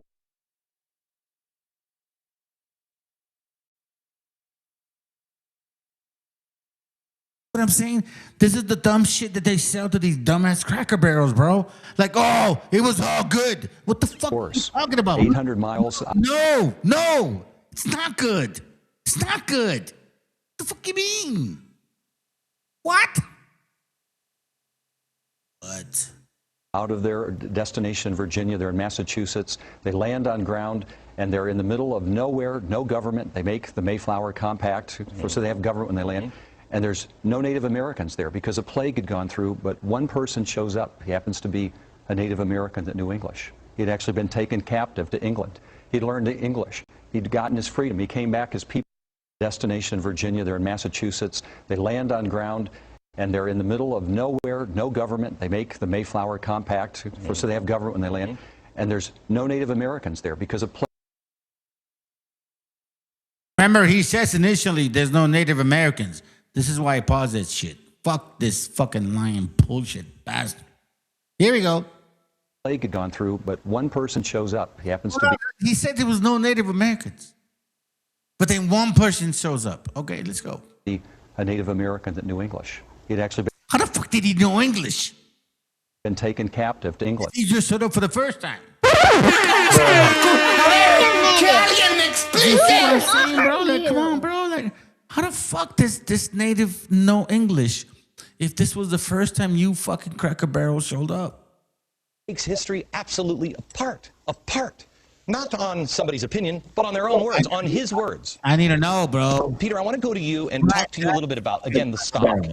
George Washington had a good relationship. Our founders had a good relationship with the Native Americans, right? There's no question about that. When they came to America, they realized they could not survive without a close relationship with the Hold on. Indian people. The greatest story, for example, is the Pilgrims who were blown off course. 800 miles out of their destination in Virginia, they're in Massachusetts. They land on ground, and they're in. John never talked about 1609 starving times. The time that white people started eating each other up because you fucking guys were lazy as fuck. You should start teaching that at least at one point of your life. So that maybe you shouldn't do that again. Because it reminds you of how your children can possibly fucking do that.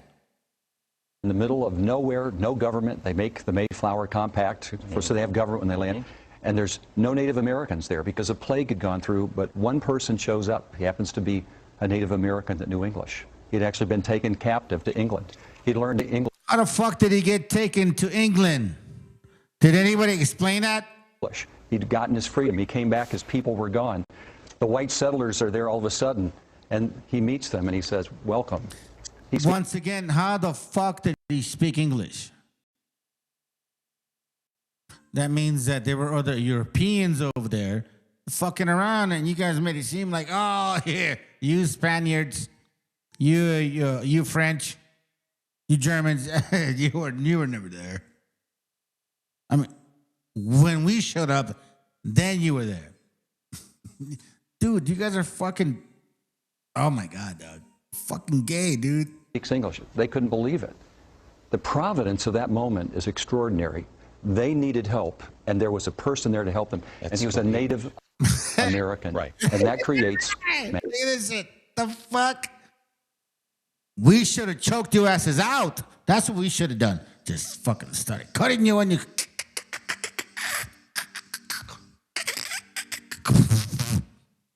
Bro, you need to get out of here.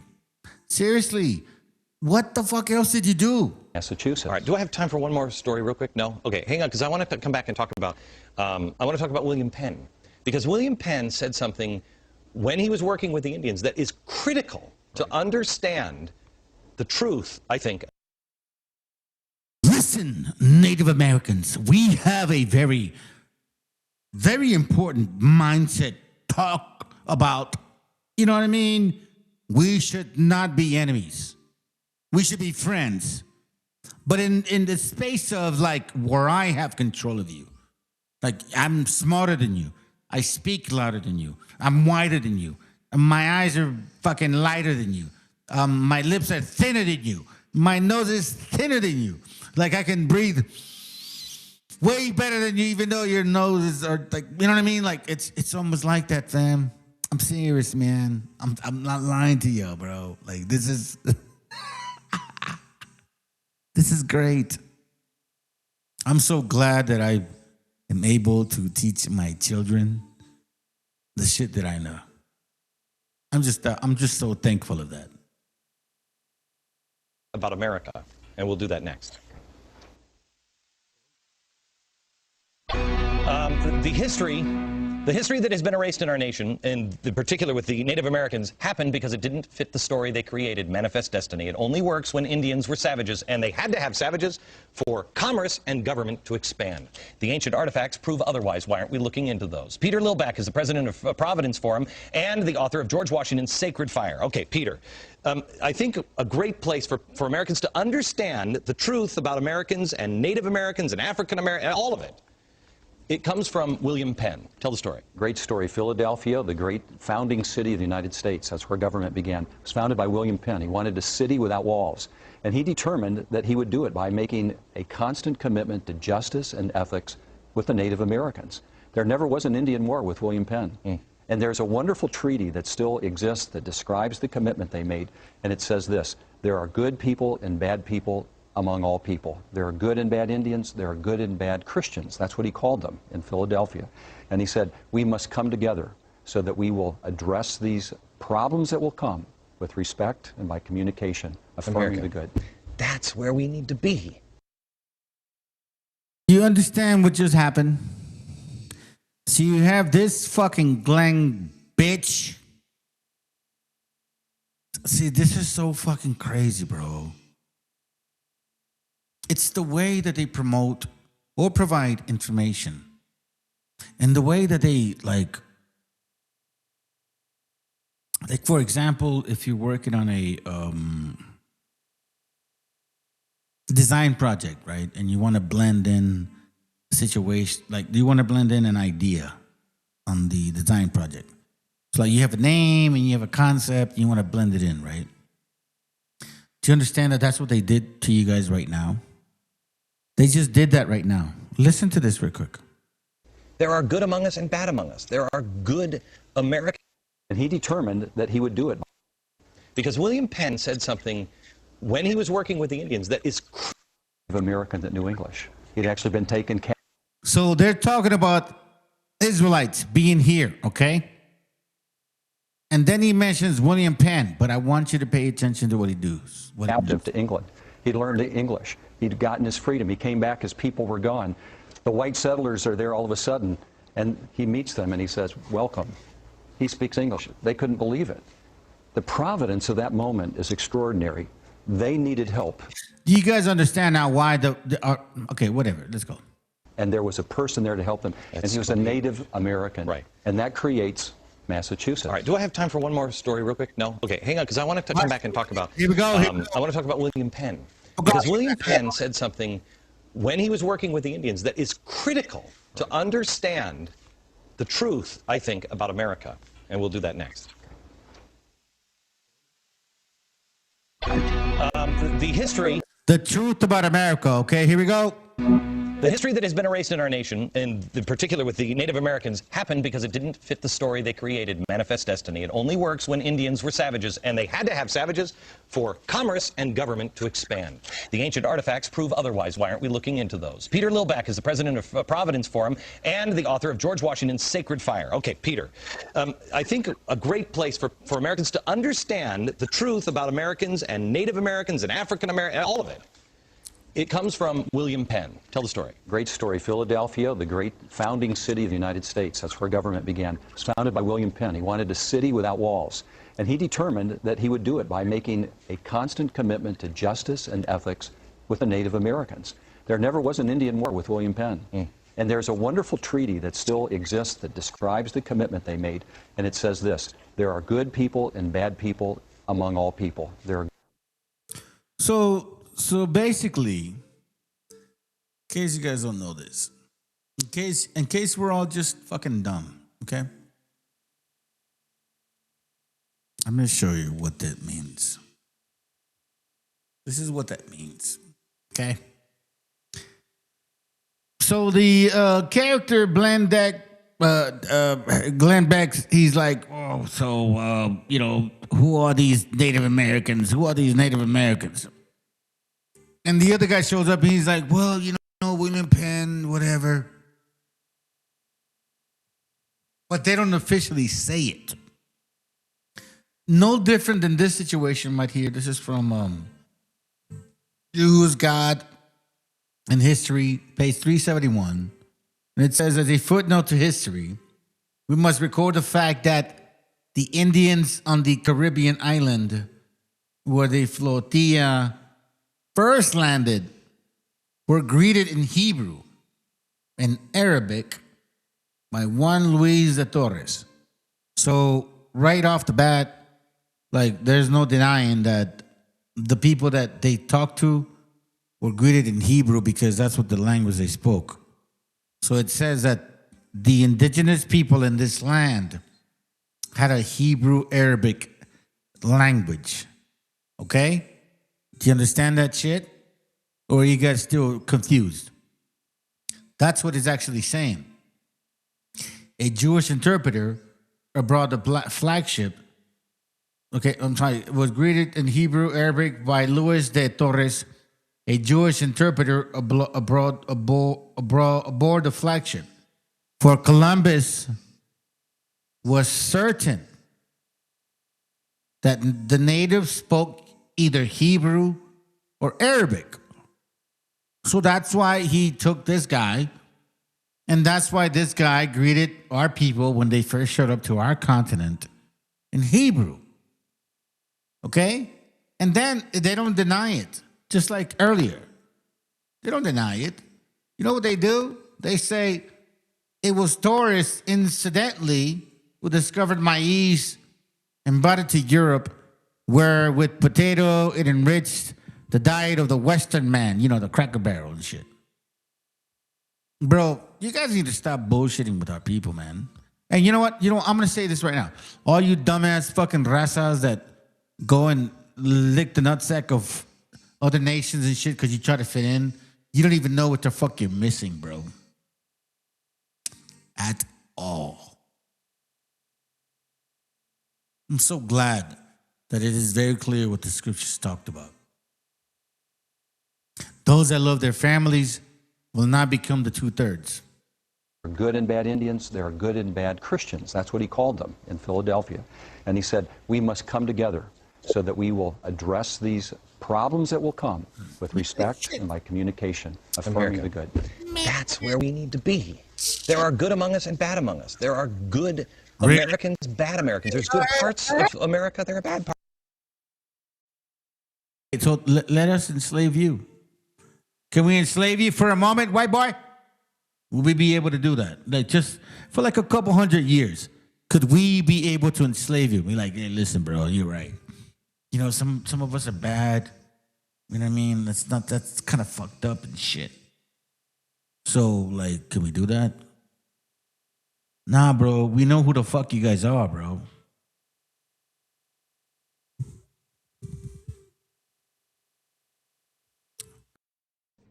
What's cooking?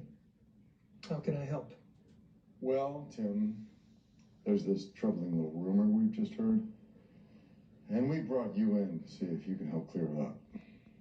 I'm going to hand you over the bill. I'll give you the details. Over to you, Bill. Great. Tim, I'm going to get right to it. There's an unconfirmed report that Colonel Stephen J. Lockjaw is the father of a mixed-race child. Which mix? There's no real easy way to say this, but yeah, it's black.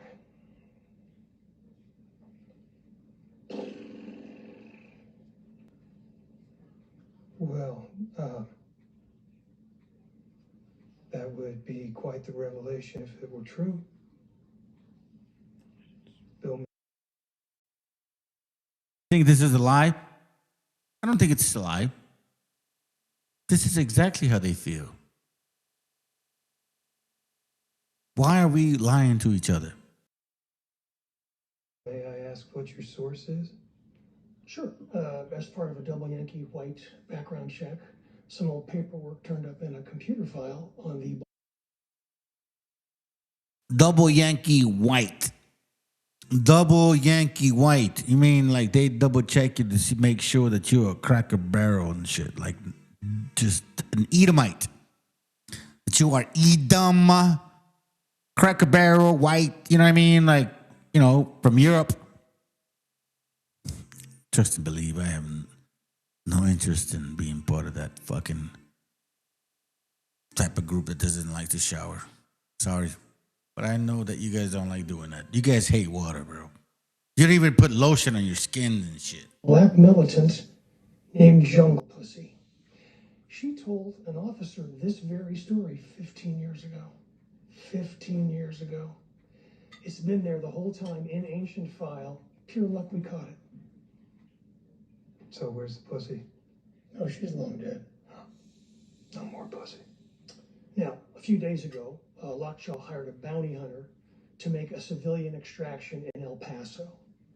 It was led by an Avanti Q. You know him? Yeah, I know Avanti. He's a good soldier. Not great?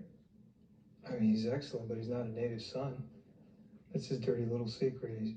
He passes for half Mexican, but he's actually part Comanche or, I don't know, Eskimo. He's a fantastic tracker. He'll tell you how much money someone had in their pocket based on a footprint, but he is not homegrown, so I would not trust it. Yeah, well, he's apparently good enough to find what Lockjaw... When he says that he's not homegrown, meaning he ain't a Cracker Barrel like these cracker redneck motherfucking barrels. The ones that, you know, these white people that have that type of skin that chickens have. Yeah, you guys have that type of chicken skin. What you want me to tell you, dog? White people have chicken skin. You want me to lie? Bro, y'all need to let people know, bro. Maybe some others don't have it, but, you know. the origin of you guys do. Let's continue. Let's see how far we go. I was looking for. Yeah. He found Howard Somerville. Ex-French 75. He runs an underground railroad, bringing illegals from our southern border to Bactan Cross in the north, where he set up a so-called sanctuary city, giving jobs and housing to drug dealers and psychopaths. He's also a reefer addict. Really? Well, he sounds like a class act, this guy. Next thing we know, Colonel Lockjaw's mobilized his task force into Bactan Cross and conducted a Class A raid on the chicken-licking frozen farm. Oh, no. I love their nuggets. Well, this could mean a nugget shortage. Not to mention the chicken licking's owned by our fellow Christmas adventurer brother Bert Rimhorn, who wants his wetbacks back to work. Next. Let's hear these people talk.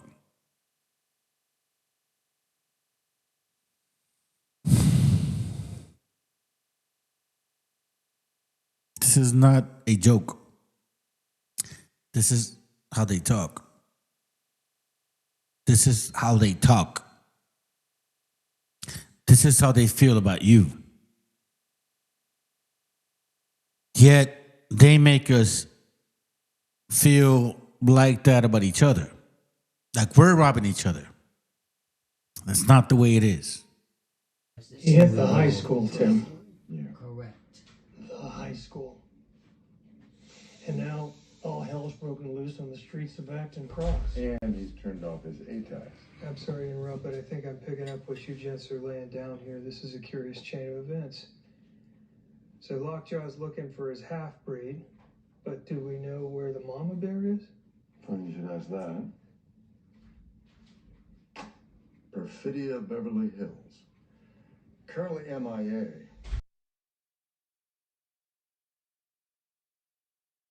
We get to see a very racist point of view of how, Edomites function.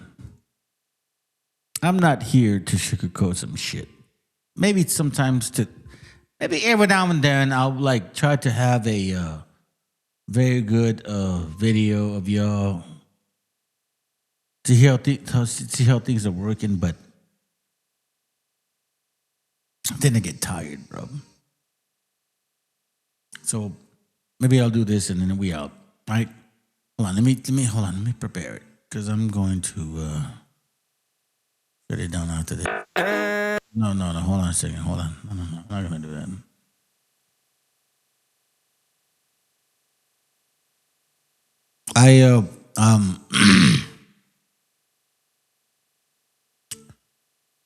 Hope you guys can appreciate this video and shit. See if I can find it. Where is it at? Where you at, bro? Is this? Hold on. And then, I don't know, I guess you just develop a feeling it's so tragic, that whole period of good night. Of My Lai-like incidents, the Sand Creek Massacre, the Huskers wiping out of the Indians at I just heard something very interesting on the what are those Indians down, the Incas and those other ones that could write? Aztecs and the Mayans. Oh, the Mayans, yeah. I was reading, somebody on TV was talking about how when the Spanish came, these priests burned for 30 days all the Mayan books. So there was none left, and his reason was, it's either the word of God, and we've already got that, so we'll destroy it, and if it isn't, it's the work of the devil. So they destroyed the whole Mayan culture, literature, which was very good and very aware, and there was about 3 books left which sort of say, got up and went to work, and there's not enough words for them to work out what the language was. That's right, and this one man destroyed a whole one-up written for Christianity. Yeah.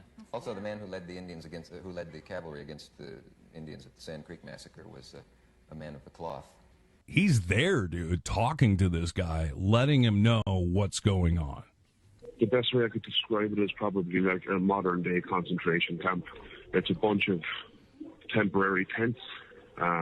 There's probably room for 1,000 detainees in each tent. I believe there's like 5 tents. I've been locked in the same room now for 4.5 months. I've had barely any outside time, no fresh air, no sunshine. I could probably count on both hands the amount of times I've been outside. So just locked in this room all day, every day. We've got 2 TVs on the wall. We get 3 meals a day, very, very small meals, kid-sized meals. So everybody's hungry, everybody's tired. We've got no commissary, we've got no options to get extra food or anything like that. And the conditions here are filthy, completely nasty, very rarely cleaned. I'm in fear for my life down here, honestly, because people have been killed by the staff here, by the security staff. There you go. You just don't know what's going to happen on a day-to-day basis. You don't know if there's going to be riots. You don't know what's going to happen. It's a nightmare down here. I mean, is there competition for food, given how little you're each getting? Oh, absolutely there is, yeah. There's a little bit of the discrimination, I guess, against English speakers here. The Spanish speakers definitely get a preference when it comes to the extra food, if there's any extra food left over, because all the staff are kind of Hispanic and, they kind of stick with their own when it comes to that kind of stuff, So we'd be extremely lucky to get anything extra, I like the Super Bowl not to be an international event. I like it when we kind of all come together as Americans, especially when it feels like the NFL is just using it as a marketing ploy to recruit Latin American audience on the heels of Latin America invading this country. 20 million pouring in, and that's what you see. You see all these foreigners speaking a foreign language with foreign flags marching into the camera like a caravan. Too soon. Listen, this was an open borders moment. Everybody knows it. That's what's going on here. We were talking about the Super Bowl halftime show. So I gotta ask, have you given like some time to like listen to some Bad Bunny and be like, hell no. maybe give him a shot? Absolutely not, man. Look. Why don't we get somebody right here from home? How about someone from right here in San Francisco? All these artists right here in the area to play at the Super Bowl. Somebody he speak English. I don't know if it's gonna be in Spanish or whatever. The whole thing is gonna be in Spanish. There's a few. What sense that make? I mean, man, look. Don't give me talking. Man, but Puerto Rico is America. Puerto Rico I'm Puerto Rican too. Puerto Rico is not America. It's a territory. It's a territory. You can't vote. It's not U.S. You can call it U.S. It's U.S. territory is what it is. That's all it is.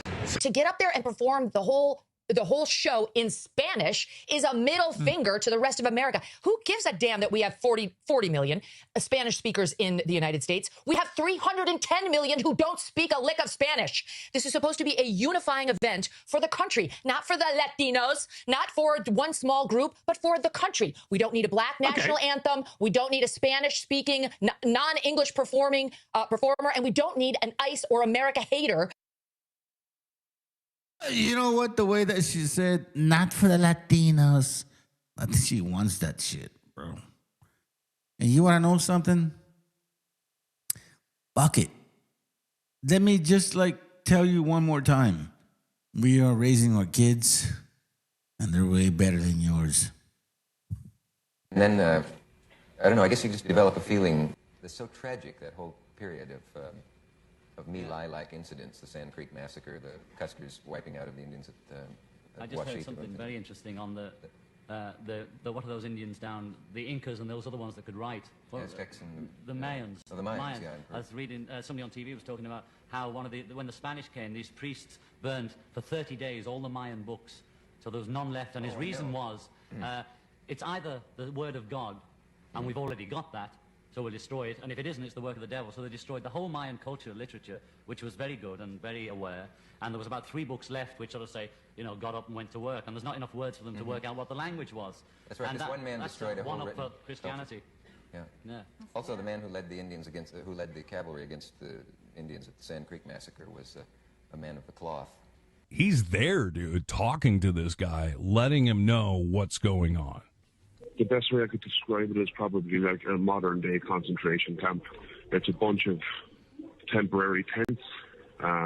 There's probably room for 1,000 detainees in each tent. I believe there's like 5 tents. I've been locked in the same room now for 4.5 months. I've had barely any outside time, no fresh air, no sunshine. I could probably count on both hands the amount of times I've been outside. So I'm just locked in this room all day, every day. We've got 2 TVs on the wall. We get 3 meals a day, very, very small meals, kid-sized meals. So everybody's hungry, everybody's tired. We've got no commissary. We've got no options to to get extra food or anything like that. And the conditions here are filthy, completely nasty, very rarely cleaned. I'm in fear for my life down here, honestly, because people have been killed by the staff here, by the security staff. There you go. You just don't know what's going to happen on a day-to-day basis. You don't know if there's going to be riots. You don't know what's going to happen. It's a nightmare down here. I mean, is there competition for food given how little you're each getting? Oh, absolutely there is, yeah. There's a little bit of the discrimination, I guess, against English speakers here. The Spanish speakers definitely get a preference when it comes to the extra food, if there's any extra food left over, because all the staff are kind of Hispanic and, they kind of stick with their own when it comes to that kind of stuff, So we'd be extremely lucky to get anything extra, I like the Super Bowl not to be an international event. I like it when we kind of all come together as Americans, especially when it feels like the NFL is just using it as a marketing ploy to recruit Latin American audience on the heels of Latin America invading this country. 20 million pouring in, and that's what you see. You see all these foreigners speaking a foreign language with foreign flags marching into the camera like a caravan. Too soon. Listen, this was an open borders moment. Everybody knows it. That's what's going on here. We were talking about the Super Bowl halftime show. So I gotta ask, have you given like some time to like listen to some Bad Bunny and be like, hell no. maybe give him a shot? Absolutely not, man. Look. Why don't we get somebody right here from home? How about someone from right here in San Francisco? All these artists right here in the area to play at the Super Bowl. Somebody's he speak English. I don't know if it's gonna be in Spanish or whatever. The whole thing is gonna be in Spanish. There's a few. What sense that make? I mean, man, look. Don't give me time. But Puerto Rico is America. Puerto Rico I'm Puerto Rican too. Puerto Rico is not America. It's a territory. It's a territory. That's talking fucking soft because he can't tell the black man that, yo, that's fucking racist, you piece of shit. What do you fucking mean, bro? Like, you don't even have to be a dick like that. You could be like, hey, man, look, I just don't agree with that. No, like, you're not paying attention to it? Oh, it's an island. Well, hold on a second. So are you saying that I'm submissive to you? Is that the concept? Like, is that what my vote stands before yours? Like, if we want to talk about conversations and shit. You can't vote. It's not U.S. You can't call it U.S. It's U.S. territory is what it is. He says you can't vote. But if they go and fly into the land, they can vote. You see what I'm saying? Okay, whatever. All right, let's do it. That's all it is. To get up there and perform the whole show in Spanish is a middle finger to the rest of America. Who gives a damn that we have 40 million Spanish speakers in the United States? We have 310 million who don't speak a lick of Spanish. This is supposed to be... You know what? I'm not even bothered by this woman because I believe that she really fucking likes the fire and shit of the raza. And I think that's what she is so triggered. Enjoy it. A unifying event for the country, not for the Latinos, not for one small group, but for the country. We don't need a black national anthem. We don't need a Spanish-speaking, non-English performer, and we don't need an ICE or America hater featured as our primetime entertainment. Okay, what is the national language? Officially, the national language of the United States of America? There's none. I mean, English. And there's been a push for many years to make it an official documented event. They wouldn't let me finish my comments. I would have pointed out that people have been pushing to make it official. Okay, so you're trying to make it official. This attitude that you have right here is why you in Great Britain have lost. There's no official language. There's none. It started in Spanish, then French, I think German, Spanish for sure, English. Yeah, I just wanted to ignore you fuckers. Let's continue. Your culture. You ceded your culture to a bunch of radical Muslims who came in and took over, and now it's gone. We're not allowing that here. Whether it's Hispanic, whether it's Muslim, it's not happening in the United States of America. That's why President Trump was elected. See, this is what this Cracker Barrel thinks. Like, she's like, oh my God, we're not going to let no other Hispanic come in here. I mean, if you look at this historically, you would know that I've been here longer than you. Way longer than you. My family's been here way longer than you. And I don't need blonde hair to any like level to fucking prove that shit. It's funny to me that you guys have the nerve to say that, but here's where it gets really funny, fam. Check this out, all right? Let's go. And whether it's Bad Bunny, who is American but refuses to speak English in his performances, or anybody else, we have to keep the Super Bowl, which is a quintessential American event. Football, that kind of football, is ours. They call it American football. And the halftime show and everything around it needs to stay quintessentially American. Not Spanish, not Muslim, not anything other than good old-fashioned American apple pie. There should be a meatloaf, maybe some fried chicken, and an English-speaking performer. That's what the Super Bowl should be. Do you know what the official language of the United States is? Piers Morgan does. We don't have one. We are the only nation in the world where every single language spoken on earth is spoken commonly every day. It doesn't make us weaker. It makes us stronger. Go ask, if you could, the Japanese soldiers of the Second World War who could never figure out how to break the Navajo speaking in code. Now, the Carlisle football team was small in stature, but they could compete with anybody, including the best football teams at the time, which was Harvard and Army. These native football players revolutionized the game. It's 1903, Carlisle versus Harvard. Harvard is the heavyweight champ. Carlisle pulls a kickoff return play that is legendary. The players huddle around the returner, and one guy, Charles Dillon, slips the ball under his jersey. And he walks right past the confused Harvard defense with his hands empty.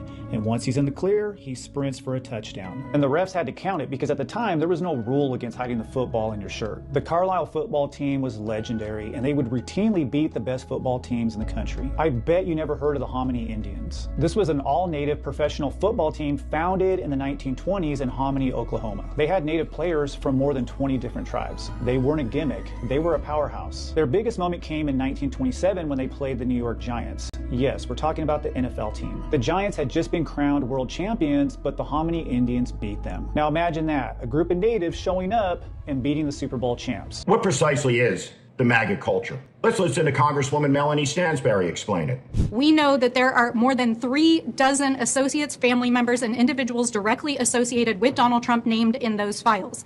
Now, there are now at least 9 or 10 other countries across the world that have opened investigations or forced their leaders to step down because of their mere association with Jeffrey Epstein. And the United States government is engaged in an active cover-up of the largest sex trafficking scandal and influence peddling scandal in the history of the United States, and Donald Trump is right at the center of it. And the person who is living to provide the evidence, who knows what is going on, is trying to invoke the Fifth to buy her clemency. Young ladies, I like them underage. See, some say that's statutory, but I say it's mandatory. But to show you he's not a one-hit wonder, here's this. Kid Rock on the Olsen twins. Why is every guy in America waiting for these chicks to turn 18? I mean, you know what they're saying? If there's grass on the field, play ball. For all of the above reasons, I respectfully decline to answer the questions. I kept my underwear on. I know I'm supposed to feel sorry for Alex Preddy, but I don't. Do you know why I wasn't shot by Border Patrol this weekend? Because I kept my ass inside and out of their operations. The good guys, the ones who are trying to rid us of the scourge of child molesting illegals. Trump and Epstein were sued by a woman who went by the pseudonym Katie Johnson. Johnson alleged that Trump raped her. Unbothered by child rape. In fact, Megyn Kelly is an apologist for pedophiles like Jeffrey Epstein. Let's watch her normalize it. As for Epstein, I've said this before, but just as a reminder, I do know somebody very, very close to this case who is in a position to know virtually everything. Not everything, but virtually everything. And this person has told me from the start, years and years ago, that Jeffrey Epstein, in this person's view, was not a pedophile. This is this person's view, who was there for a lot of this, but that he was into the barely legal type. Like he liked 15-year-old girls. And I realize this is disgusting. I'm definitely not trying to make an excuse for this. I'm just giving you facts. That he wasn't into like 8-year-olds, but he liked the. You have to realize what her face said when she was like, Epstein's not a pedophile. She's like, like as soon as she said that, okay? So check this out. Hate to fucking bring it back, but you have to catch this. Alleged that Trump raped her. Unbothered by child rape. In fact, Megyn Kelly is an apologist for pedophiles like Jeffrey Epstein. Let's watch her normalize it. As for Epstein, I've said this before, but just as a reminder, I do know somebody very, very close to this case who is in a position to know virtually everything. Not everything, but virtually everything. And this person has told me from the start, years and years ago, that Jeffrey Epstein, in this person's view, was not a pedophile. This is this person's view, who was there for a lot of this, but that he was into the barely legal type. Like he liked 15-year-old girls. And I realize this is disgusting. I'm definitely not trying to make an excuse for this. I'm just giving you facts. That he wasn't into like 8-year-olds, but he liked the very young teen types that could pass for even younger than they were, but would look legal. Let's circle back to you protecting pedophiles and creeps, because I want to talk about the president and his possible involvement with Jeffrey Epstein. Now, I don't know what the president might have done with Jeffrey Epstein, but unlike this administration, I believe that facts matter. So let's talk about the facts. Fact number one, Donald Trump is one of the most named people in the Epstein files.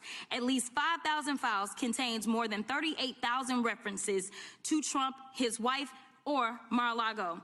Fact number two, Jeffrey Epstein and Ghislaine Maxwell made young girls available to Trump on multiple occasions. For example, according to this file, Ghislaine Maxwell presented a young girl to President Trump who spent more than 20 minutes apparently flirting with her. Here's another example. This shows notes from FBI investigators that describe Jeffrey Epstein transporting a victim to Mar-a-Lago to meet with President Trump, where he bragged to Trump that, quote, "This is a good one." Now, I'm not saying that the president is a pedophile, but there is a lot of evidence in these files that suggests that he's very close friends with a lot of men who are pedophiles. County has the pedophile symbol on its badge. Yeah. As if to say, you're safe with us, pedophile. It's cool. All right? So our 18,000 police jurisdictions are in the Stone Age, and they have been trained to turn a blind eye to most crime. The Zionists have totally compromised all law enforcement communications and computing across this country. There's an excellent book on Robert Maxwell, Israeli super spy. He was the first guy to push out a program called Promise, which was the Israelis' first serious attempt to penetrate all government communications and computing. And when Michael Chertoff, who is a Zionist dual citizen, was put in charge of the Department of Homeland Security, among his missions was to make sure that there were Israeli firms in the basement of all Department of Homeland Security communications and computing software and hardware. Was the CIA created? It was the Jewish mafia, the Italian mob, and MI6, the previous British intelligence, and the Nazis that wanted to share their secrets. And they created a secret network that later became known as the CIA. And this is where all the dark stuff happens. Now, people they think the CIA is for national security. No, it was to enforce corporate interests. That's what the movies say. It's to enforce corporate interest. Because what does this military industrial complex need? It needs all your resources, Africa. It needs all your resources, Central and South America. It needs all of your labor and resources, Asia. It needs all of your oil, Middle East. And that's ours. And if you don't comply, we'll sanction you and make it where you can't trade with anyone else. We'll fund a militia group and we'll call them terrorists, and they'll just take over your resources and we'll pretend we're fighting them so that we can bomb them and then take over your resources. Yeah. We'll then use that economic chaos to create riots. And when there's a riot, we'll install our agents to start shooting people. And then it becomes violent. And then we can come in and we can bomb. And then what happens is we'll replace you as a leader with our leader. So are you going to comply or not? Are you going to take our money? And when you take our money, you must privatize your resources, and we will own them eventually through stock market manipulation. And you must install one of our banks that becomes a member for the Bank for International Settlement. And you must borrow some dollars from the IMF or the World Bank. And if you do that, you're going to be really wealthy, but your resources are ours. And that was the model. And the CIA became the division for enforcing covert operations. Then they used the media in order to control the narrative to make people think that they were doing it for religious reason. They were a superior race. They were civilized. They were doing it for God because they're God-chosen people, whether they use Christian, weaponize religion, weaponize ideology, weaponize whatever. So, this would weaponize media, technology, military, judiciary, Senate, Congress, democracy, make people think they're voting, make people think their vote matters, when we control them, we pay the politicians, we've rigged every single election around the world. And we're led to believe that America's not rigging their own election. This power structure rigs every election because the goal is that you have to be our bitch to this network. And so you use blackmail, you need to fund it through illegal activities, and the world suddenly makes sense, right? Girls hate ICE because they think it's about border policy. It's not why I hate ICE. I hate ICE because while we were all arguing about politics, they were importing the software from Gaza's genocide. I'm talking about a company called Paragon Solutions. They make a spyware called Graphite that was used to track and target Palestinians in real time. They took that exact same technology, rebranded it as Immigration OS, and then sold it to ICE to use on us. This is no longer about stopping illegal immigrants. This is about creating a digital prison for every American citizen. They're using the same digital twin technology that mapped every single person, car, and building in Gaza to create a live, real-time map of your neighborhood, your phone, your car, you. The goal has never been about security. The goal is total control. And this is the foundational system for the New World Order. It's the B system everyone talks about, but it's not a prophecy, it's a product. It's already here. They tested it on Gaza. They saw how perfectly the AI could automate targeting, how it could remove human conscience from the equation, and just follow the code. They saw that it worked. Now, they're rolling it out on us. So don't talk to me about left or right. It's bullshit. This is about a system of technological control that's so vast, so complete that it makes all of our political opinions completely irrelevant. So while we're fighting over bullshit in politics, they've brought the AI that they built for war back to us. Because I only watched Fox News. Then they came for the right to free speech. And I didn't care because I said what they said. Then they came for my right to freedom of religion. Now, I didn't care because they said that they followed my religion. Then they came for my right to due process. I didn't care because I wasn't an immigrant. Then they came for my right to habeas corpus. I didn't care because I wasn't in jail. And then they came for my Second Amendment rights. And the media didn't warn me, and I couldn't complain about it. And they said God wanted the government to take my weapons. Then I refused to give them up. Then they took them anyway. Then they put me in prison without a trial, without a judge. So I went to a camp in another country that I couldn't leave. And there, I met the people I used to mock. And it wasn't an accident. It was a plan.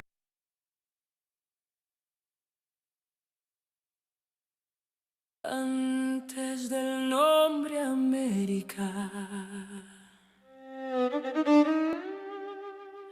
antes del hierro y la cruz, había pueblos que hablaban con la tierra y con la luz. No era un mundo vacío, era ciencia y corazón. La historia empezó aquí mismo, aunque el invasor no pida perdón.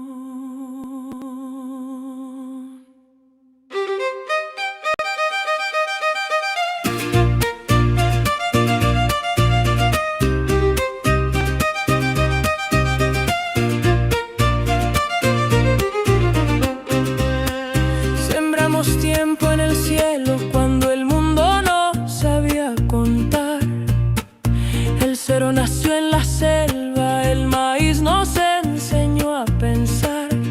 Calendarios y medicina, ciudades frente al sol. No era mito ni leyenda, era pueblo, era voz. No fue descubrimiento, fue invasión. No fue silencio, fue opresión. Antes del mapa, antes de ti, había pueblos completos que no vas a entender. No éramos pasados,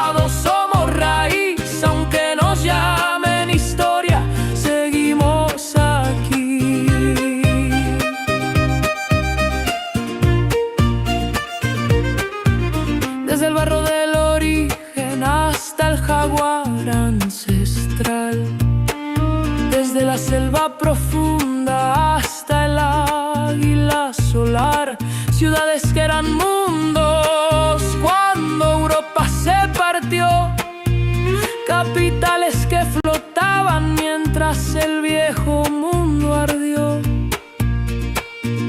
En la montaña aprendimos a vivir sin dominar, sin rueda y sin bestias, pero sabiendo gobernar. Caminos y comunidad, trabajo como misión. El poder no era conquista, era responsabilidad. No fue progreso, fue despojo. No fue fe, fue antojo. Antes del mapa, antes de ti, había pueblos completos que no vas a entender. No éramos pasado, somos raíz, aunque nos llamen historia, seguimos aquí. Hey. Hey. Hey. Hey. Hey. Quemaron nombres, vendieron memoria, alzaron fronteras sobre nuestra historia. Nos dijeron atraso para robarnos la voz, civilización a balazos y la fe pa'l control. Pero la tierra recuerda, la raíz no se rinde. Aunque cambien las banderas, la herida no se extingue. De norte a sur somos la misma raíz, la misma herida que se niega a morir. De norte a sur nadie sobra aquí, Latinoamérica sigue y no va a pedir permiso para existir.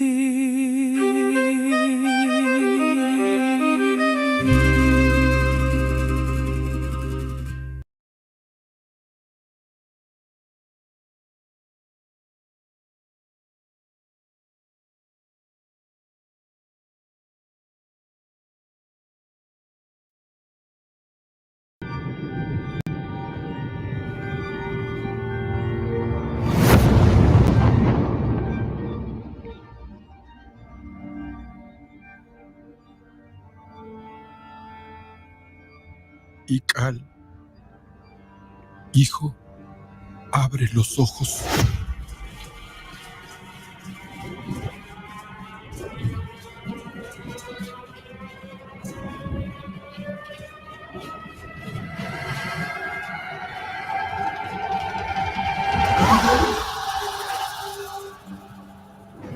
Tu cuerpo se queda con nosotros, pero tu espíritu debe seguir.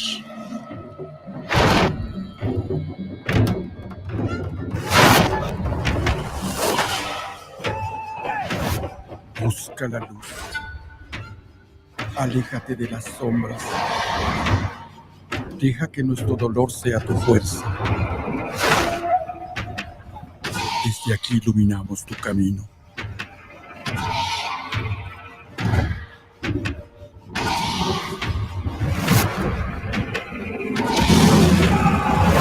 Lucha como nosotros ante esta pena tan grande. Yo soy tú. Tú eres yo.